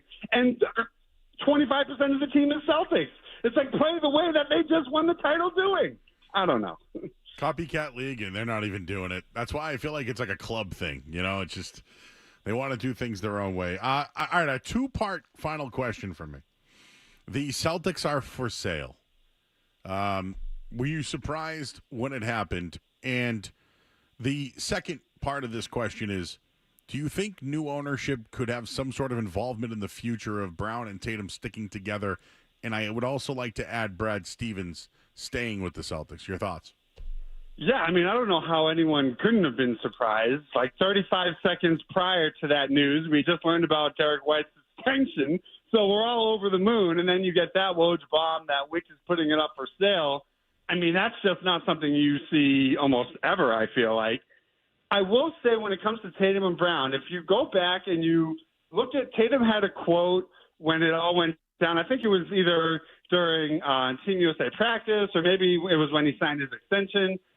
He had said, hey, we have a pretty good thing going right now, and I just hope that whoever buys the team sort of keeps that rolling. And that's sort of my thought is I don't care who the owner is, as long as they understand we all bow down to the Lord and Savior, that is Brad Stevens. So I don't care what this new owner wants to do. You listen to Brad Stevens and you make sure he is in place. And if that is the situation, I think they'll be fine. I think the more they win, I think that's why everyone got their extensions now, because this new ownership group, I imagine, is aware of these new luxury tax rules. So I just care the people who buy it will pay whatever the tax bill is, and they just, devote themselves to our Lord and Savior, Brad Stevens. So, I agree with you on that one. But could a new owner be like, hey, you guys signed all these contracts. Now we've taken over. This luxury bill's $450 million. Hey, Brad, you got to do this, this, and that. And what if Brad is like, screw this, I'll go back to Indiana or coach some other team. I believe in you. I believe that Brad is the almighty. I get it. But this new owner, that could be interesting. That's something that I'm a little fearful for. It could, and I think that's why I think deep down we're all probably subconsciously hoping Pags is going to be the guy, because he's been part of this whole plan the whole time. If you get someone from the outside, they could just very well, go that route. But I also think if you do that, you're killing what is, the Celtics have an opportunity to run this city for the foreseeable future. So is it really worth it to that new ownership group to ruin what has come to fruition, as opposed to, hey, if you can afford a $5 or $6 billion sale, pay the $400 million in luxury tax, and then see what you can get out of this core in this group. Eventually, they're going to have to sell pieces. I think, that's just normal logic, but it doesn't have to be in this window. And I think, obviously, when it comes to Tatum and Brown, they're the last pieces you even consider splitting up. You empty the cupboard with everybody else before you mess with what I consider the best duo in the NBA. Well, yesterday was a special anniversary in Celtics history. I remember finding out about you, Kevin Garnett. It's been a long time since then, but here you are. Just years later, the Celtics are NBA champions. It's just we're going to remind people every day, Greeny. Correct. Tomorrow morning, 9 o'clock. You'll see the tweet. That's right. I will retweet that, and I will make sure that everybody. You know what I like the most about the Olympics, the team at USA basketball, is I'm reminded about how Michael Jordan punched Steve Kerr in the face. Steve Kerr. Well, listen, it's you're starting to see there may be some substance to the idea that he's just a Steph Curry merchant after all. And to be fair, I think it's just as messed up what he did today with Embiid that it was with Tatum and Halliburton. Like, you told us that you couldn't play more than 10 guys, and that's why Tatum didn't play. Well, today you played 11. What's the difference between 11 and 12? I think the whole experience for him has been a disaster. Again, math, right? That's how Joe Mazzulla said they're going to win, or Creighton basketball, right? Math. Doesn't look like Steve Curry. I keep calling him Steve Curry. Might as well call him Steve Curry, because, I don't know, I'm starting to wonder, is this guy even a good coach anymore? I'm really at that point. Well, let's see, because Steph Curry can't make a shot, but I highly doubt he's going to be pulled from the starting lineup. So it is just interesting to watch. All right, he's Barstool Greeny, everybody. Check him out, Dan Greenberg. And again, 9 a.m. tomorrow, we'll retweet it. The Celtics are NBA champions. Appreciate you joining us for a few here tonight, Danny. All right, guys, have a good one. You got it. He's Barstool Greeny, everyone. And the Celtics have won the championship. I called him Danny. Is that okay? Do you want to be called Jimmy, James? No, I am not a Jimmy. Never have been, never will be. Sometimes my close friends will drop a Jimmy, just, got to ruffle the feathers a little, but never been a Jimmy. The only time I'll ever call you Jimmy is like in Goodfellas. Yes. When the LaFonza heist happened, and he's like, Jimmy, in the shower. Like if Skaz is like, dude, I got the honey hole, Joe. I found out a way how to write 300 words in 5 seconds. Jimmy!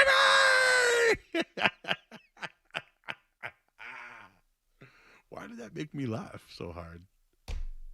Some guy said that about me last night. He goes, I hate listening to Joe. All he does is give terrible takes and then laughs at himself. Is that why you listen?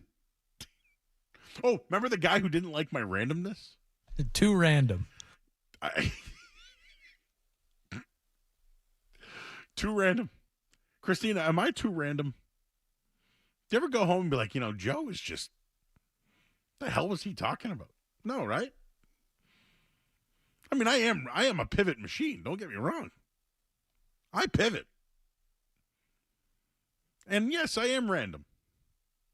And yes, I do laugh at my poor takes and bad jokes.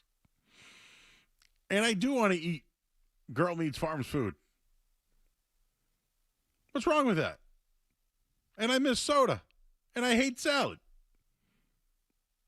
Steve Kerr, kind of an idiot. Steve Kerr? Glad he got punched in the face by the best of all time. I hope he wound up. You know what? I bet you Michael Jordan's got a great sucker punch. What doesn't he do well besides gamble? And be an NBA owner. Anyways, we'll hit the headlines here. I'm Joe Murray. Oh, we got to go back to yesterday with Blank Willow, and that his name was Buck and Simmons. We need a recourse around that one. Something happened today, so we'll tell everybody what that was next here on the Sports Hub. Sports Hub headlines.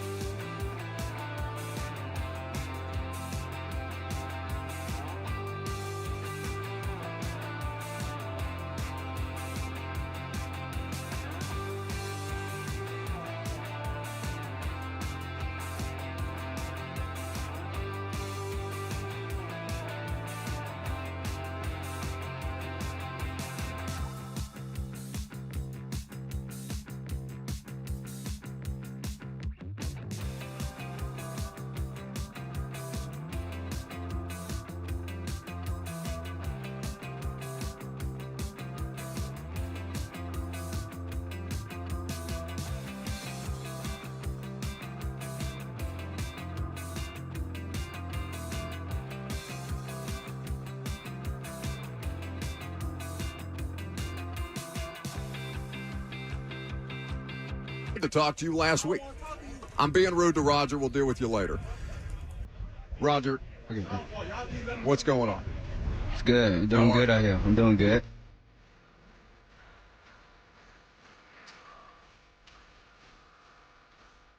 Well, that was yesterday.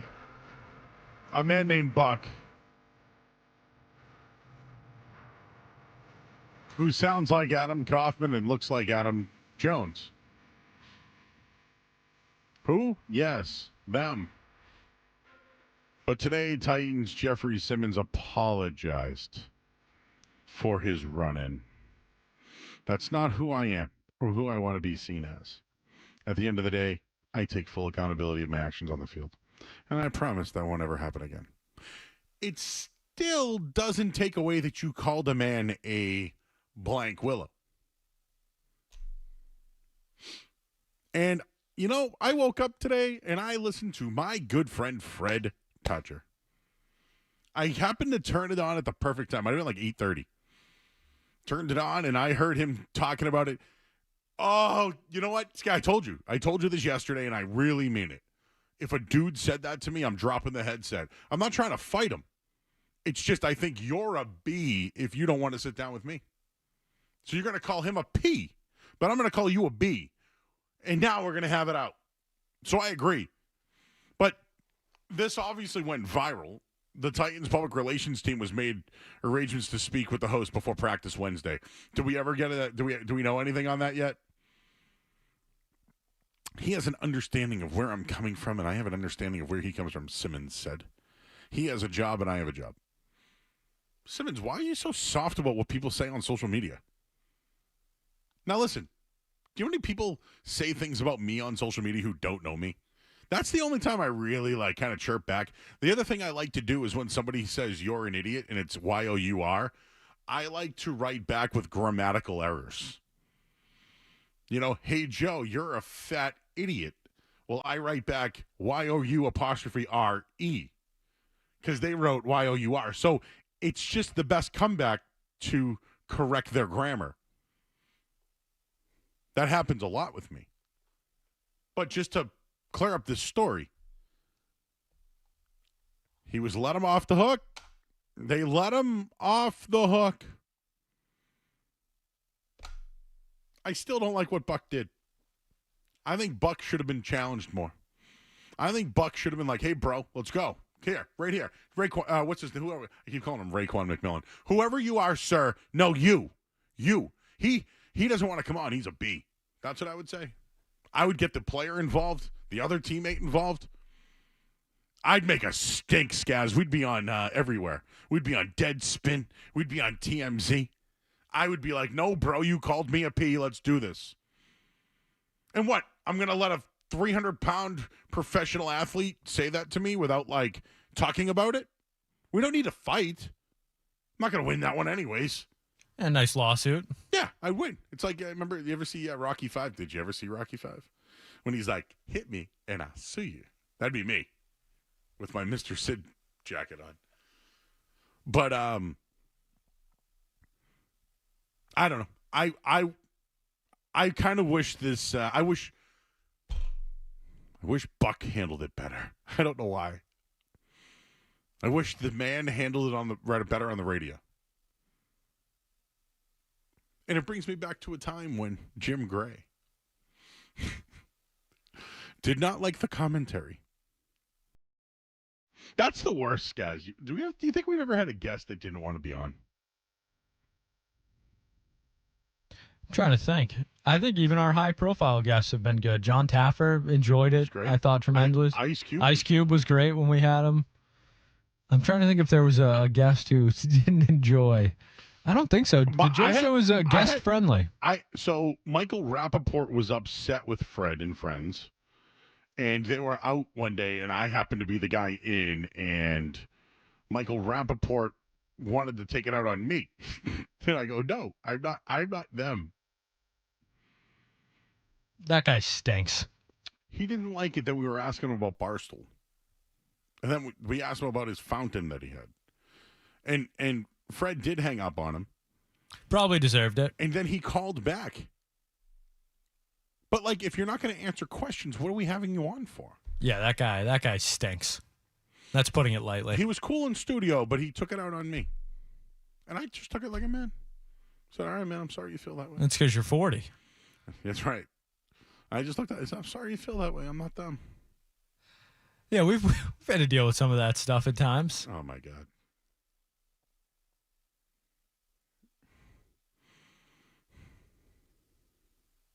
It was Ted Sarandis back in the day, right? That he said he's not responsible what happens on the station from 6 a.m. to 6 p.m. Maybe we should bring that one back. Put that on a T-shirt. I am not responsible for what happens from 6 a.m. to 6 p.m. on this show, on this station. I haven't heard from Kaufman, so maybe he's not listening. Brian's in Norwood. Hey, Brian. What's up, Joe? Hi. This has to do with a complimentary to you. I know I listen to you specifically enough when I start to react like you in the real world. And I took my boys to Dead and Legacy the other night to go see Twister. And when it comes to having to use the bathroom, I really don't want to during movies. Twister was awesome, so I just made a hard and fast to the first men's room I could find. I walked in, and this is like when Joe Murray crept into me. I walked in, and in the stall on the floor was 2 feet and a big, huge, giant Slurpee, like right next to a dude's feet on the ground. I'm like, and I just Joe Murray to go, I'm out, and I ran out. I ran across the lobby to find another men's room. Found another men's room, ran back. So the man brought his drink into the potty with him. Yeah, and he didn't just put it anywhere. He put it on the floor, like under the bowl, right next to his feet. And you were out. And I had tingles up and down I couldn't even fathom. And I ran back in, and I got back in after myself using the other bathroom and abiding by movie codes. I couldn't tell my boys. I couldn't text out anything. It was just disgusting, and I had the cliffhanger of the movie for another hour, and I couldn't get that vision out of my sight. It was disgusting. I can only imagine what his hands were like. When I'm at the station here, sometimes I bring my bag into the bathroom, and I leave my bag in front of the sink or under the sink, and then I do my duty. Get it? Duty.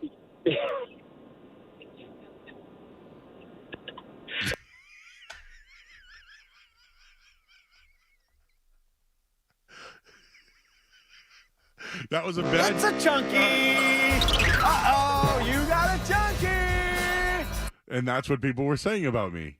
I laugh at my bad jokes. Christina laughed. She's trying to fan herself from laughter right now.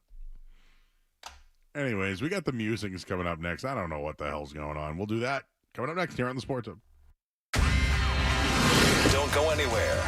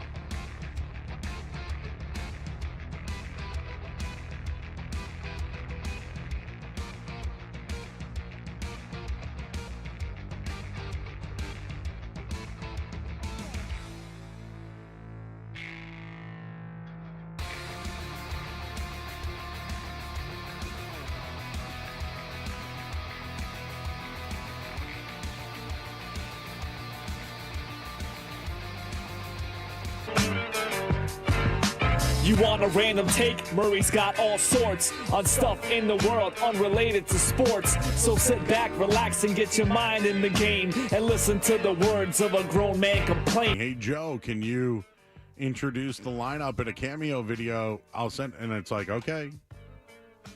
So I'm on Cameo if you want me to do those. I did have some rank my favorite roast beefs. Someone had correcting someone's grammar on the internet is not a great comeback at all. It's actually quite the opposite. And I wrote, cool. And he goes, that's not a complete sentence. See what I mean? It's Twitter, not the Globe. Well, sir, I am neither the Twitter or the Globe. I am Joe. And I don't care what you have to say. How about you, Skaz? Certainly not. That people like that are just the worst. I think something's going on right now in the world. I don't know what it is. I mean, the Whales last week, the Sharks were all over the place this week. Like, what is it? I think it's the end of summer. Like, what are you even trying to say there? You can't. You need full sentences on. It's not Twitter. Some guy called me Joe, you're fat, and I write back, you are. It shows them I'm not offended. No, I get that. I'm talking about the moron that is tweeting at you saying not the Globe. That's not a complete sentence. See what I mean? It's Twitter, not the Boston Globe. If it's Twitter, not the Boston Globe, why do we need complete sentences? Yeah. Plus, you need a subscription for the Globe. And no subscriptions for Joey Meyer. No, none. Unless you want to. People are awfully sensitive. Sensy.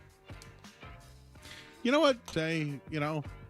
We had a great restaurant come in today and tell us how awesome it was, and that was an organic relationship, right? And they were so cool. Dylan and Dan, they even they made it all for us. I know, that was impressive. They wanted to really display it, and it was tremendous. It was tremendous. It was quick. It was the opposite. It was tasty. The opposite of smelly. It was quick. It was tasty. And, it was nice to meet some nice people. But, yeah, I just, people are testy today and lately. Twitter, just extra whiny lately. A little extra whiny. Yeah, I've always been told it was worse than what was written on bathroom walls. I don't know if you guys are, old enough for that. Yes, there's a bar not too far from me that I wouldn't say I frequent it, but once every couple months, and the bathroom walls in there are actually a chalkboard, and they leave chalk out. So there's quite the collection of things you can see in that bathroom. Trying to think, where is there a bathroom now that still has that? A rest stop? Oh, yeah. Fenway, maybe? The last place I recently was Choate Bridge. It's in Ipswich. They had one of those banisters that had, call Susan for a good time. Shorts, videos showed me The Rock and Stone Cold insult segments. Will wrestling ever be as good as the original Attitude Era? Every era is different, sir. I don't know what to tell you on that one. There will never be another Rock. That's for sure. Do you know what today is the anniversary of? The Nomar Garcia power trade. It's a good trade. It was a good trade. This was what the Musings was supposed to be, though. I don't know where I got off on all that other stuff. You've been in New Jersey recently, right, guys? I have. I was in LBI for a wedding. Did you, how did it smell? I had no issues with the smell of New Jersey. None? I thought it was nice. Honestly, the beach was beautiful. It was really nice. New Jersey town. Residents of Osborne Island in Little Egg Harbor have been forced to remain inside their homes as the pungent smell of rotting fish overwhelms the town. Thousands of dead fish are floating up to the lagoon in the area. Locals are unable to see the water because there are so many of the stinking carcasses there. It's disgusting. It is the worst smell in my entire life. It even goes inside the house. I burned every candle I could possibly find, and now I'm in my infusers, says Debbie Wuss, who lives in Lagoon. What a bad last name. Well, if you were ever at the Fulton Fish Market in Manhattan, it's probably about 10 times worse, says Joseph DeGrande. The New Jersey Department of Environmental Protection, CBS, told the agency they're aware of the fish mortality and determined that poor water quality resulting from warmer temperatures and low dissolved oxygen in the lagoon. That's the cause of the deaths. Health officials warn against swimming in the infested waters. Well, here's my question. If it smells outside, why would you go in the water? Wouldn't you smell like the smell? Wouldn't you smell like dead fish? How come we don't smell like dead fish when we go swimming? So does the water smell if you go in the water and you can smell like dead fish? DeGrande moved to the beach in 2019 and said that the rotten situation has been happening 2 or 3 times a year. Whoa. Here we go again. We wait all summer to enjoy our home on the water, and you're little. This is random. But it's a story. It's news. And we cover it. Fecal bacteria are bacteria that are found in the feces of warm-blooded animals, including humans, pets, livestock, and wildlife. Gross. Ew. I think those fish might be decompose. I'm literally in draft mode right now. They're decomposing. Those fish are decomposing. I'm hoping you are not. Well, I wonder if Miss Wuss and Miss Handel, how they're doing. The Ocean Country Club had 4 straight weeks of high fecal bacteria readings. That's a month, bro. Whenever we get heavy rain between like spring and summer, it just ends up having more of the deposit from the goose poop. So wait a second. There's goose poop. There's fecal matter. There's seagulls, and there's dead fish. That happened to New Jersey town.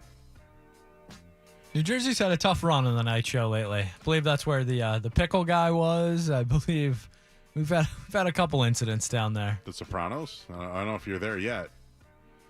Haven't made it there yet. There's obviously the New York boss and the New Jersey. Johnny Sack, have you met him yet? I've met Johnny Sack. Have you met his wife yet? Ginny Sacramone? I don't believe I've met her. To go sleep with the fishes so far was Mikey Palmy, so I was happy when that happened. Yep. Ooh, that smell. Can you smell that smell? It's fecal dead fish. BJ Novak, remember him? Local guy. Newton guy. Is he? I believe so. I think him and John Krasinski went to high school together. Wow. These are from Christina. Lil Uzi Vert, 30. Kyle Larson, 32. Jose Fernandez, sad. Remember him? Victoria Azarenka, 35, tennis player. Jessica Williams, 35. Charlie Carver's 36. Michael Bradley's 37. DeMarcus Ware, he can sing. Eric Lively's 43. Harry Potter? What? Yeah, I believe today is J.K. Rowling's birthday, so it is also Harry Potter's birthday. Tim Couch, remember him? 47, number 1 pick. Marty Booker's 48, former wide receiver. Randy Flores, baseball pitcher. Mike Lincoln's 49. Jonathan Ogden, 50, Hall of Famer. Called out Mike Flynn at his Hall of Fame thing. Well, in praise. Dean Cain, he's the original Superman to me. Well, to me. Besides, what's his name there? The guy that was the original. Why am I forgetting his name? Reeves. Why did I forget that? Christopher Reeves. Kevin Green. Birthday. Fat Boy Slim is 61 today. Come a long, long way together. Oh, speaking of that, Limp Bizkit is playing tonight, and our very own Jeff Williams is there in the chat. You beat me to it. And if you remember, they gave everybody candles at Woodstock, and they burned the place down, and then somebody took a car and drove it to the Fat Boy Slim concert. True story. So we're going to unveil a song of the summer coming up after this? Scott? Yeah, should we should do it coming out of headlines maybe? Yeah, we'll do it coming out of headlines. So, again, we narrowed it down to 3 songs this summer. Maybe there'll be more. I don't know yet. So you get to pick whatever song it is, Skaz. Whatever one you want to unveil. I'll first. ask Christina. We'll see which one Christina wants us to air tonight. So we're going to play one song of the summer coming up on the other side. I'm Joe Murray. We'll take a look at the Sports Hub headlines here, and then one of the songs of summer next here on 98.5 The Sports Hub. From the Town Fair Tire Studios, the only place to hear the local call of the game is right WBC-FM at HD Boston. Boston's home for sports. 98.5 The Sports Hub. Beasley Media Group. 86 tonight at the Olympics. And by the way, DeJuan Jones traded from the Revolution to the Columbus Crew today for Will Sands and $600,000. Headlines are brought to you by Awaken 180 Weight Loss. Take strokes off your game by taking pounds off your frame. With Awaken 180, how many birdies can you uncover? Awaken180weightloss.com. I'm Joe Murray, and now here is one of your songs of the summer on 98.5 The Sports Hub. Listen to it, laugh at it, get mad at it, agree with it, argue about it. It is Boston Sports. Boston Sports. And it is all we do. 98.5 The Sports Hub.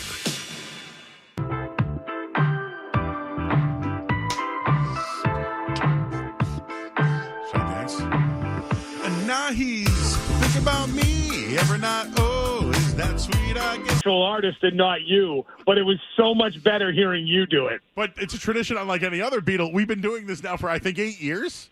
There's a whole database in the back. I don't know if you've looked at back I was wholly unaware of this, and I want to hear all of it. I want to get all of those downloads now. You know what? I think it's something that maybe we can maybe make a playlist. I don't know, but there's some good ones. Cake by the Ocean is in there. We got a Dance, Dance, Dance Justin Timberlake in there. I think once you run out of new summer songs to do, you should go back and retroactively get the songs of summer going back like 30, 40 years and just have them happening all the time. I agree with that. I think I could go back to like the 90s, right? It could even do 80s maybe. Maybe like a Karate Kid. Maybe there's something, maybe a Chicago is in there. Sure. I want to hear Joe Murray do Mo Money, Mo Problems. Cancel. I don't know if that canceled. I don't know if that song's canceled yet or not. I don't know that he's officially been arrested for anything, so I think you're still in the clear if that's what you're going to do. Okay. You know who's really up to speed on that is Zoe. Zoe can give you all the details of anything to do with the Diddy case. Really? So that's the guy to talk to. Yeah, he's very much into that. Did Zoe see R. Kelly singing I Don't See Nothing Wrong with a Little Bump and Grind in jail recently? Is that a real thing? Is that true? It really happened. He was wearing a red jumpsuit and everything. And someone got a hold of him and took a video? Yeah, he goes, my mind's telling me no. And I swear to God, it's Google it. You'll find it. It's there. But my body's telling me yes. Yes, baby. Oh, yeah. That's canceled. Yeah, let's not do that anymore. That's a good idea, Joe. Let's cancel that. That's a good idea. Why are you out so late? What's going on? I had to take care. I was at a very important youth flag football draft, and I'm on my way home from it, and I had you on, and that's why I caught that song and was able to catch you singing the songs of summer. Were you by yourself, or is there like a child with you? Were they like, what's going on here? Oh, no. This is for the adults. This is all for the adults, and it's like, think about your like most intense fantasy draft. I know I heard you talking earlier about how you want your fantasy draft during the middle of the day so that it suits you so you don't get hit with the Windows update in the middle of it. Mm-hmm. But this is like your most intense fantasy draft, but you're drafting kids, your own kids. Number one pick for our team was my own kid because I had to take him. That's like mandatory. That sounds like a little political, if you ask me. Well, you know what? There's an intense and thorough scouting system that made that the case. So, it is what it is. You know what I want to ask you? All right, I met this guy, and I go, where are you from? He goes, the South Shore. And I go, okay, where on the South Shore? He goes, Quincy. And I immediately called him out. I said, no. If you're from Quincy, you say you're from Quincy. You don't give me South Shore. Have you ever given a South Shore to somebody when you're from Quincy? Never in a million years would I say that. If someone asks me where I'm from, I say I'm from Quincy. I don't live there anymore, but that's where I'm from. But that's where you're from. I identify you as Quincy. I mean, I spent most of my life there up until a few years ago. Yeah. So that's where I'm from. You can't shed where you're from. And you also can't mask where you're from. That's not allowed either. That's not allowed either. Do you have a song of the summer? Do you have a song that you liked that came out this summer? I don't know if there's one that's like, you know what? That Billie Eilish song that's hit the airwaves now is really good. And I think it's in a movie, too. Whatever that song is, put that at the top of my list of top 40 songs for summertime. All right. It's not the Armani White, though, is it? Is that what is this song? No. I'll work on that. We have a few others. Yeah. You might have to tune in tomorrow night as well, right around this time, and we'll unveil a second song of the summer tomorrow night. Dude, I'm here for it. I'm here. This is going to happen every night. I'm here for it. I'll make it a point to be here for it. Thank you, Beetle. Thanks for checking in. All right, bud. All right, we'll see you later. We'll talk to you in 12 hours. Bye. All right, bye. All right, bye. Think about me, everybody. Oh, think about sweet espresso. Diddy-dee-bee, bada-ba-boo, daddy-bada-beep-boop-boop-boo. And now he's thinking about me every night. Oh, is that sweet? I guess so. So you can't sleep, baby, I know. That's that me espresso. Move it up, down, left, right, oh. Shift it up like Nintendo. So you can't sleep, baby, I know. That's that me espresso. I can't relate. We'll go to break after this. My gives a F are on vacation. And I got this one boy, and he won't stop calling when they act this way. I know I got him. Too bad your ex don't do it for you. Walked in and dream came true and for you. Soft skin and I perfumed it for you. I know I Mountain Dew it for you. That morning coffee brewed it for you. One touch and I brand new it for you. And now he's thinking about me every night. Oh, that's sweet, I guess so. Say you can't sleep, baby, I know. That's that me espresso. Move it up, down, left, right, oh, switch it up.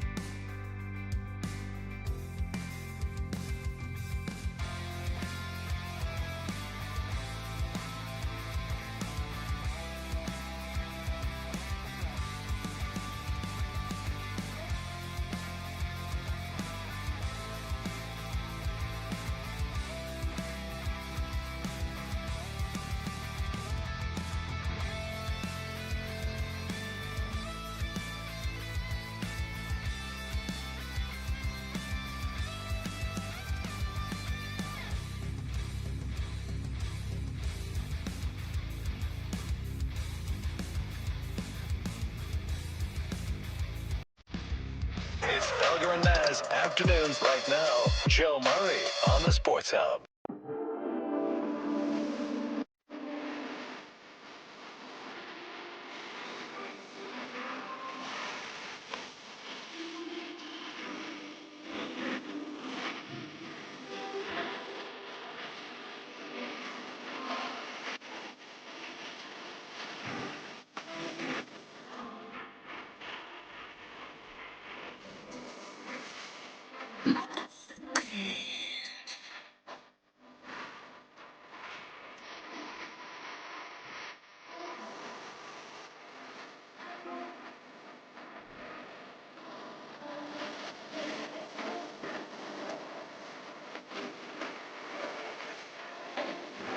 All right, back here on the Content Sports Hub.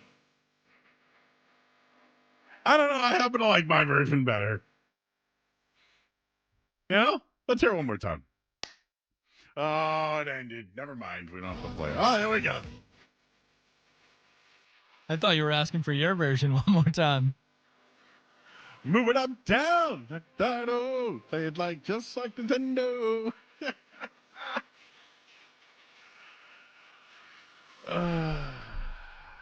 We got 2 more for you this week. Who knows? We might do Billie Eilish, and we'll take requests too. I just got one. Joe, I want you to do Under the Boardwalk. Under the boardwalk. Boardwalk. Beetle did give me an idea there. Maybe we go back to like the year Joe Murray was born. 1982? And do the Songs of Summer 1982. Song of Summer 1982. Bing, bang, boom. Maybe like some Bruce or something. You know what? It says number 1 song of the summer was Eye of the Tiger by Survivor. Oh, that would be great. I could do that right now. I could do it this second if you wanted me to. Who doesn't know Eye of the Tiger? I've watched Rocky so many times. I used to listen to that before football games. It would motivate me. I can even play it on the bass if you want me to. Nah, we don't have to do it right now. I know you want me to, though. I know. Wow, 1992, huh? What else was 1992? I Love Rock and Roll by Joan Jett. 82. What? Oh, yeah, I'm on 82, right? Yeah, I'm on 82. You said 92. Yeah, whatever. 92 had to be 1992, and I'm not going to look it up.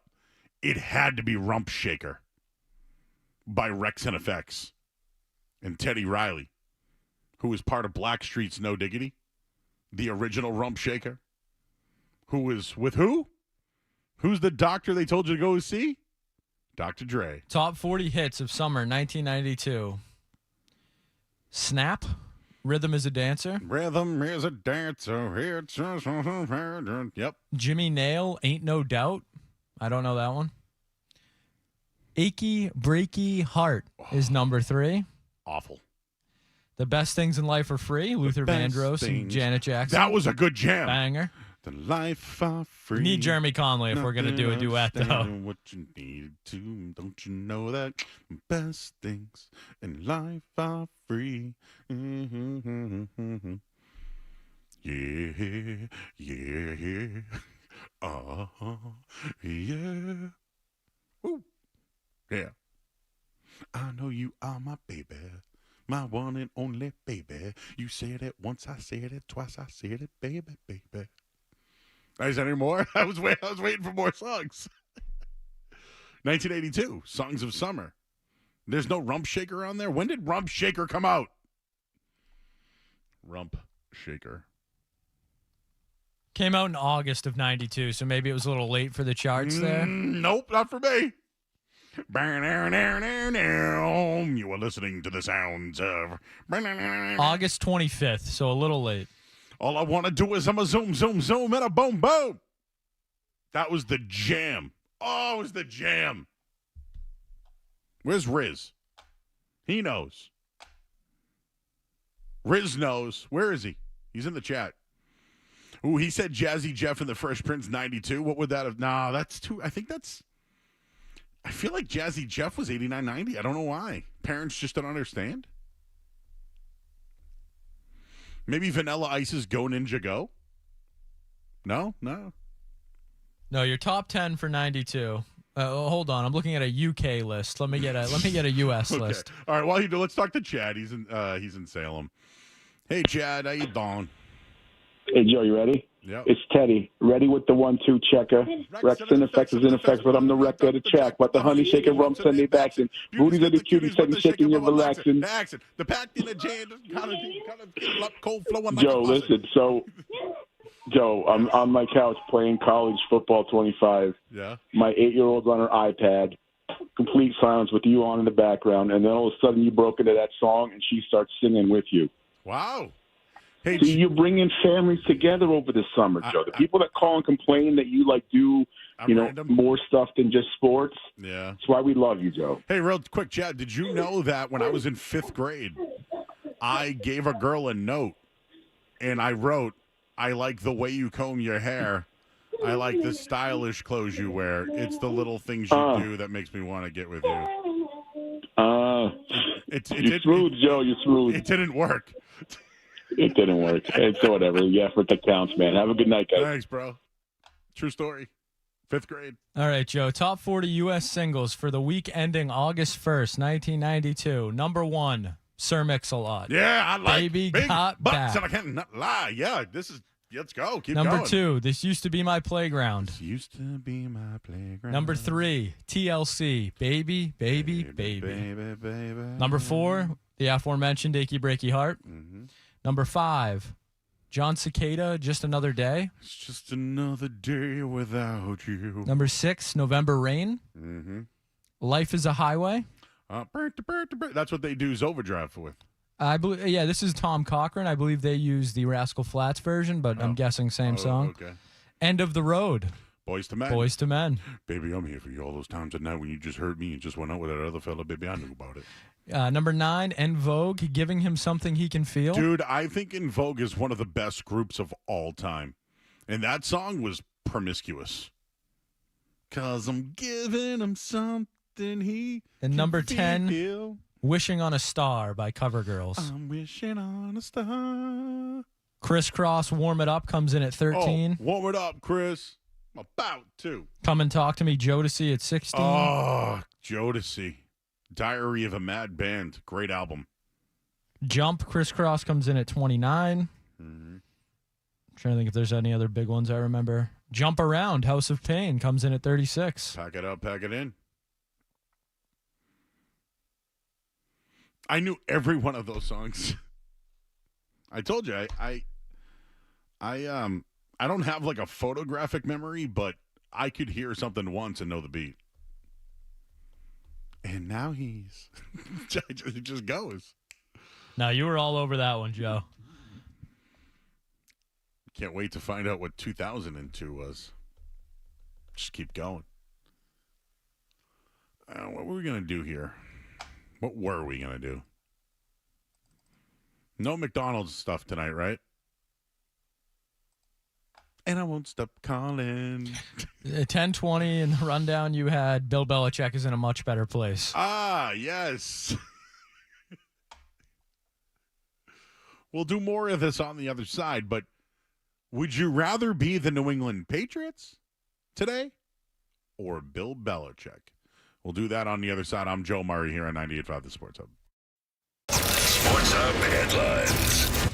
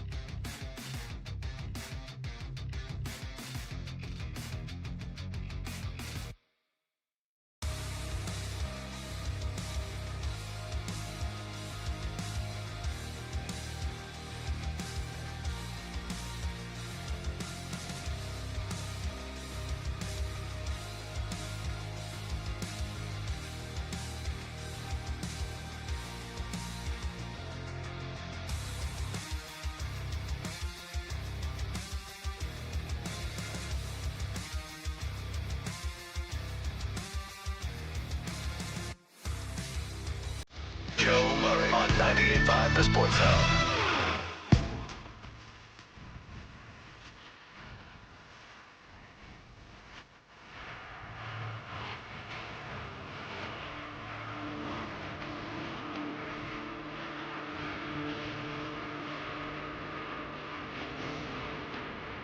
All right, back here at 98.5 The Sports Zone. Our original curator of the, I think it started with Joey Goes to the Grammys. And Josh Deering was the producer behind that one. And he goes, I'm so glad you brought back Joe's Songs of Summer. Cue up Joe Goes to the Grammys this February. You know it, bro. And then he gave a summer song suggestion. And he's also going to have a dunk tank night that I don't know if I could make it, but last year I got bailed out by the Lightning. I can't fit that. Skaz, you ever seen a dunk tank after people have been dunked in it? It's not pleasant. It'll be in Malden, Christina. You may like that. I did just find a file that is labeled Joey Murr Summer Hits Grammys 2016. 16, dude? That's 8 years. Was that 8 years ago? Idle Hands is where that event will be. Should? Okay, I'd rather be Bill Belichick over the Patriots. What do we got? What's back there? That baby now. Take me into your loving arms. Kiss me under the light of 1,000 stars. Place your head on my beating heart. Thinking out loud. Maybe we found love right where we're on.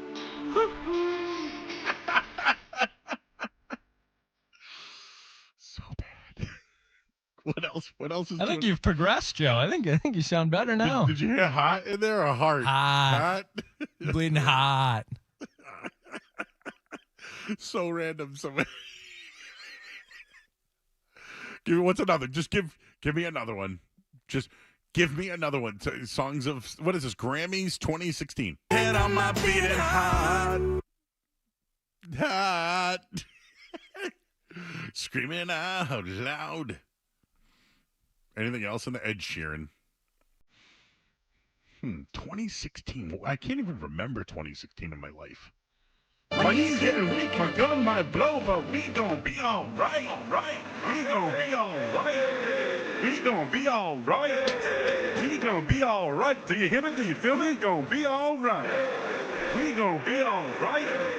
We gon' be alright. We gon' be alright. Do you hear me? Do you feel me? Gon' be alright. I keep my head up high. I cross my heart.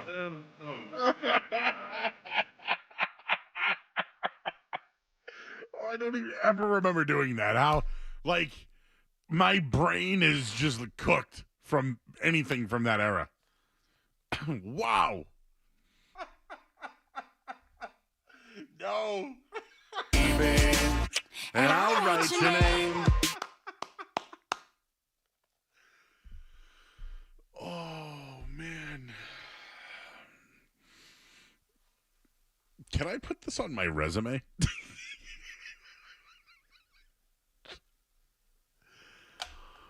Oh, Mari Cyrus. We have one more from 2016. Would you like to hear it? Okay, can I guess the song? Yeah, let's see if you can guess it. I don't think I would have been able to guess this one. I'm really embarrassed because I think I know what it is. What is it? Chandelier. It is not Chandelier. Oh, okay. I don't know. I wanna taste her lips, yeah, 'cause they taste like you. I wanna drown myself in a bottle of her perfume. I want her long blonde hair. I want her magic touch, yeah, 'cause maybe then you'd want me just as much. I got a girl crush. Again, these were the Grammy songs. I don't think I've ever heard that song before in my life.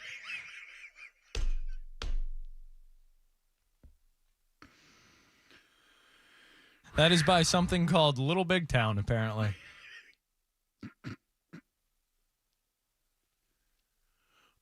Oh, man. Oh, man. Oh, man. Well, I'm sure there's more out there, guys. Oh, I got folders for every year, Joe. Tomorrow night we'll revisit 2017. All right. Do 2017. Oh, man. This is what happens this time of year, everybody.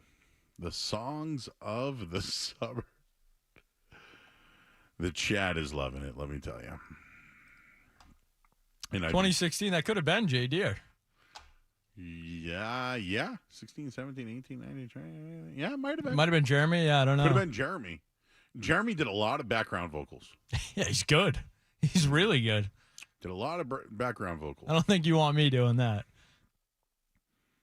Why not? Maybe we'll find out. I almost asked Christina to give me a hoo woo. I don't want to spoil the song. Little Big Town. If that's the name of a group, they suck. Apparently so, Joe. Never heard of them. All right. We'll wrap up this show here on the other side. I'm Joe Murray. Don't go anywhere. There's more Joe Murray.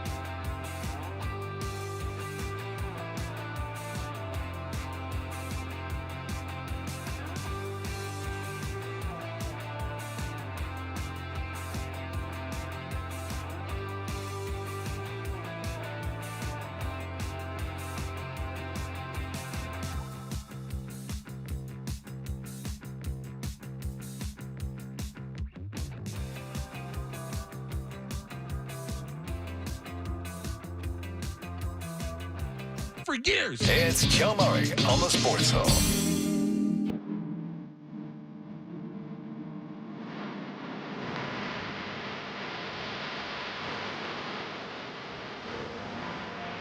All right, back here 98.5 the Sports Hall.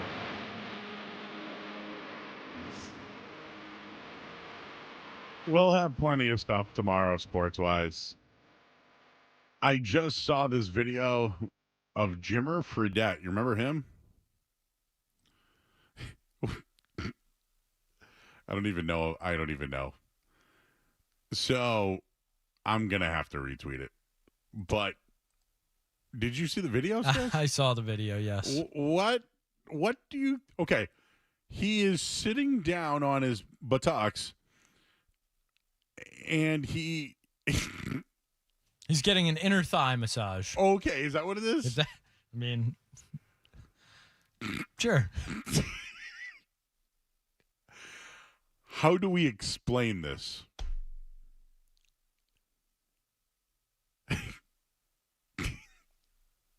I just retweeted that at Joey Bear. Jimmer Fredette is sitting down and has some sort of pinching sensation. They think it's pinching. A pull? Something in his groin area. His legs are spread. He is being treated. You called it an inner thigh muscle? It's up there.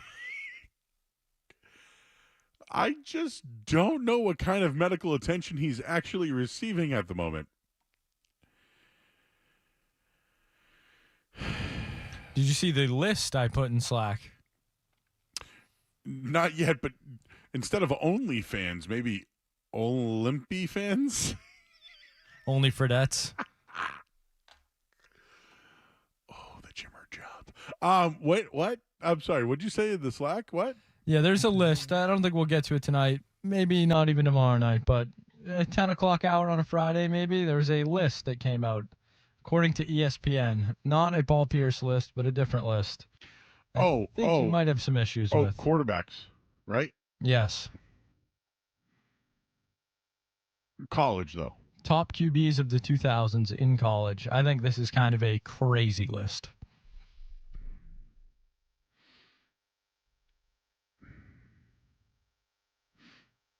Where's Johnny Manziel?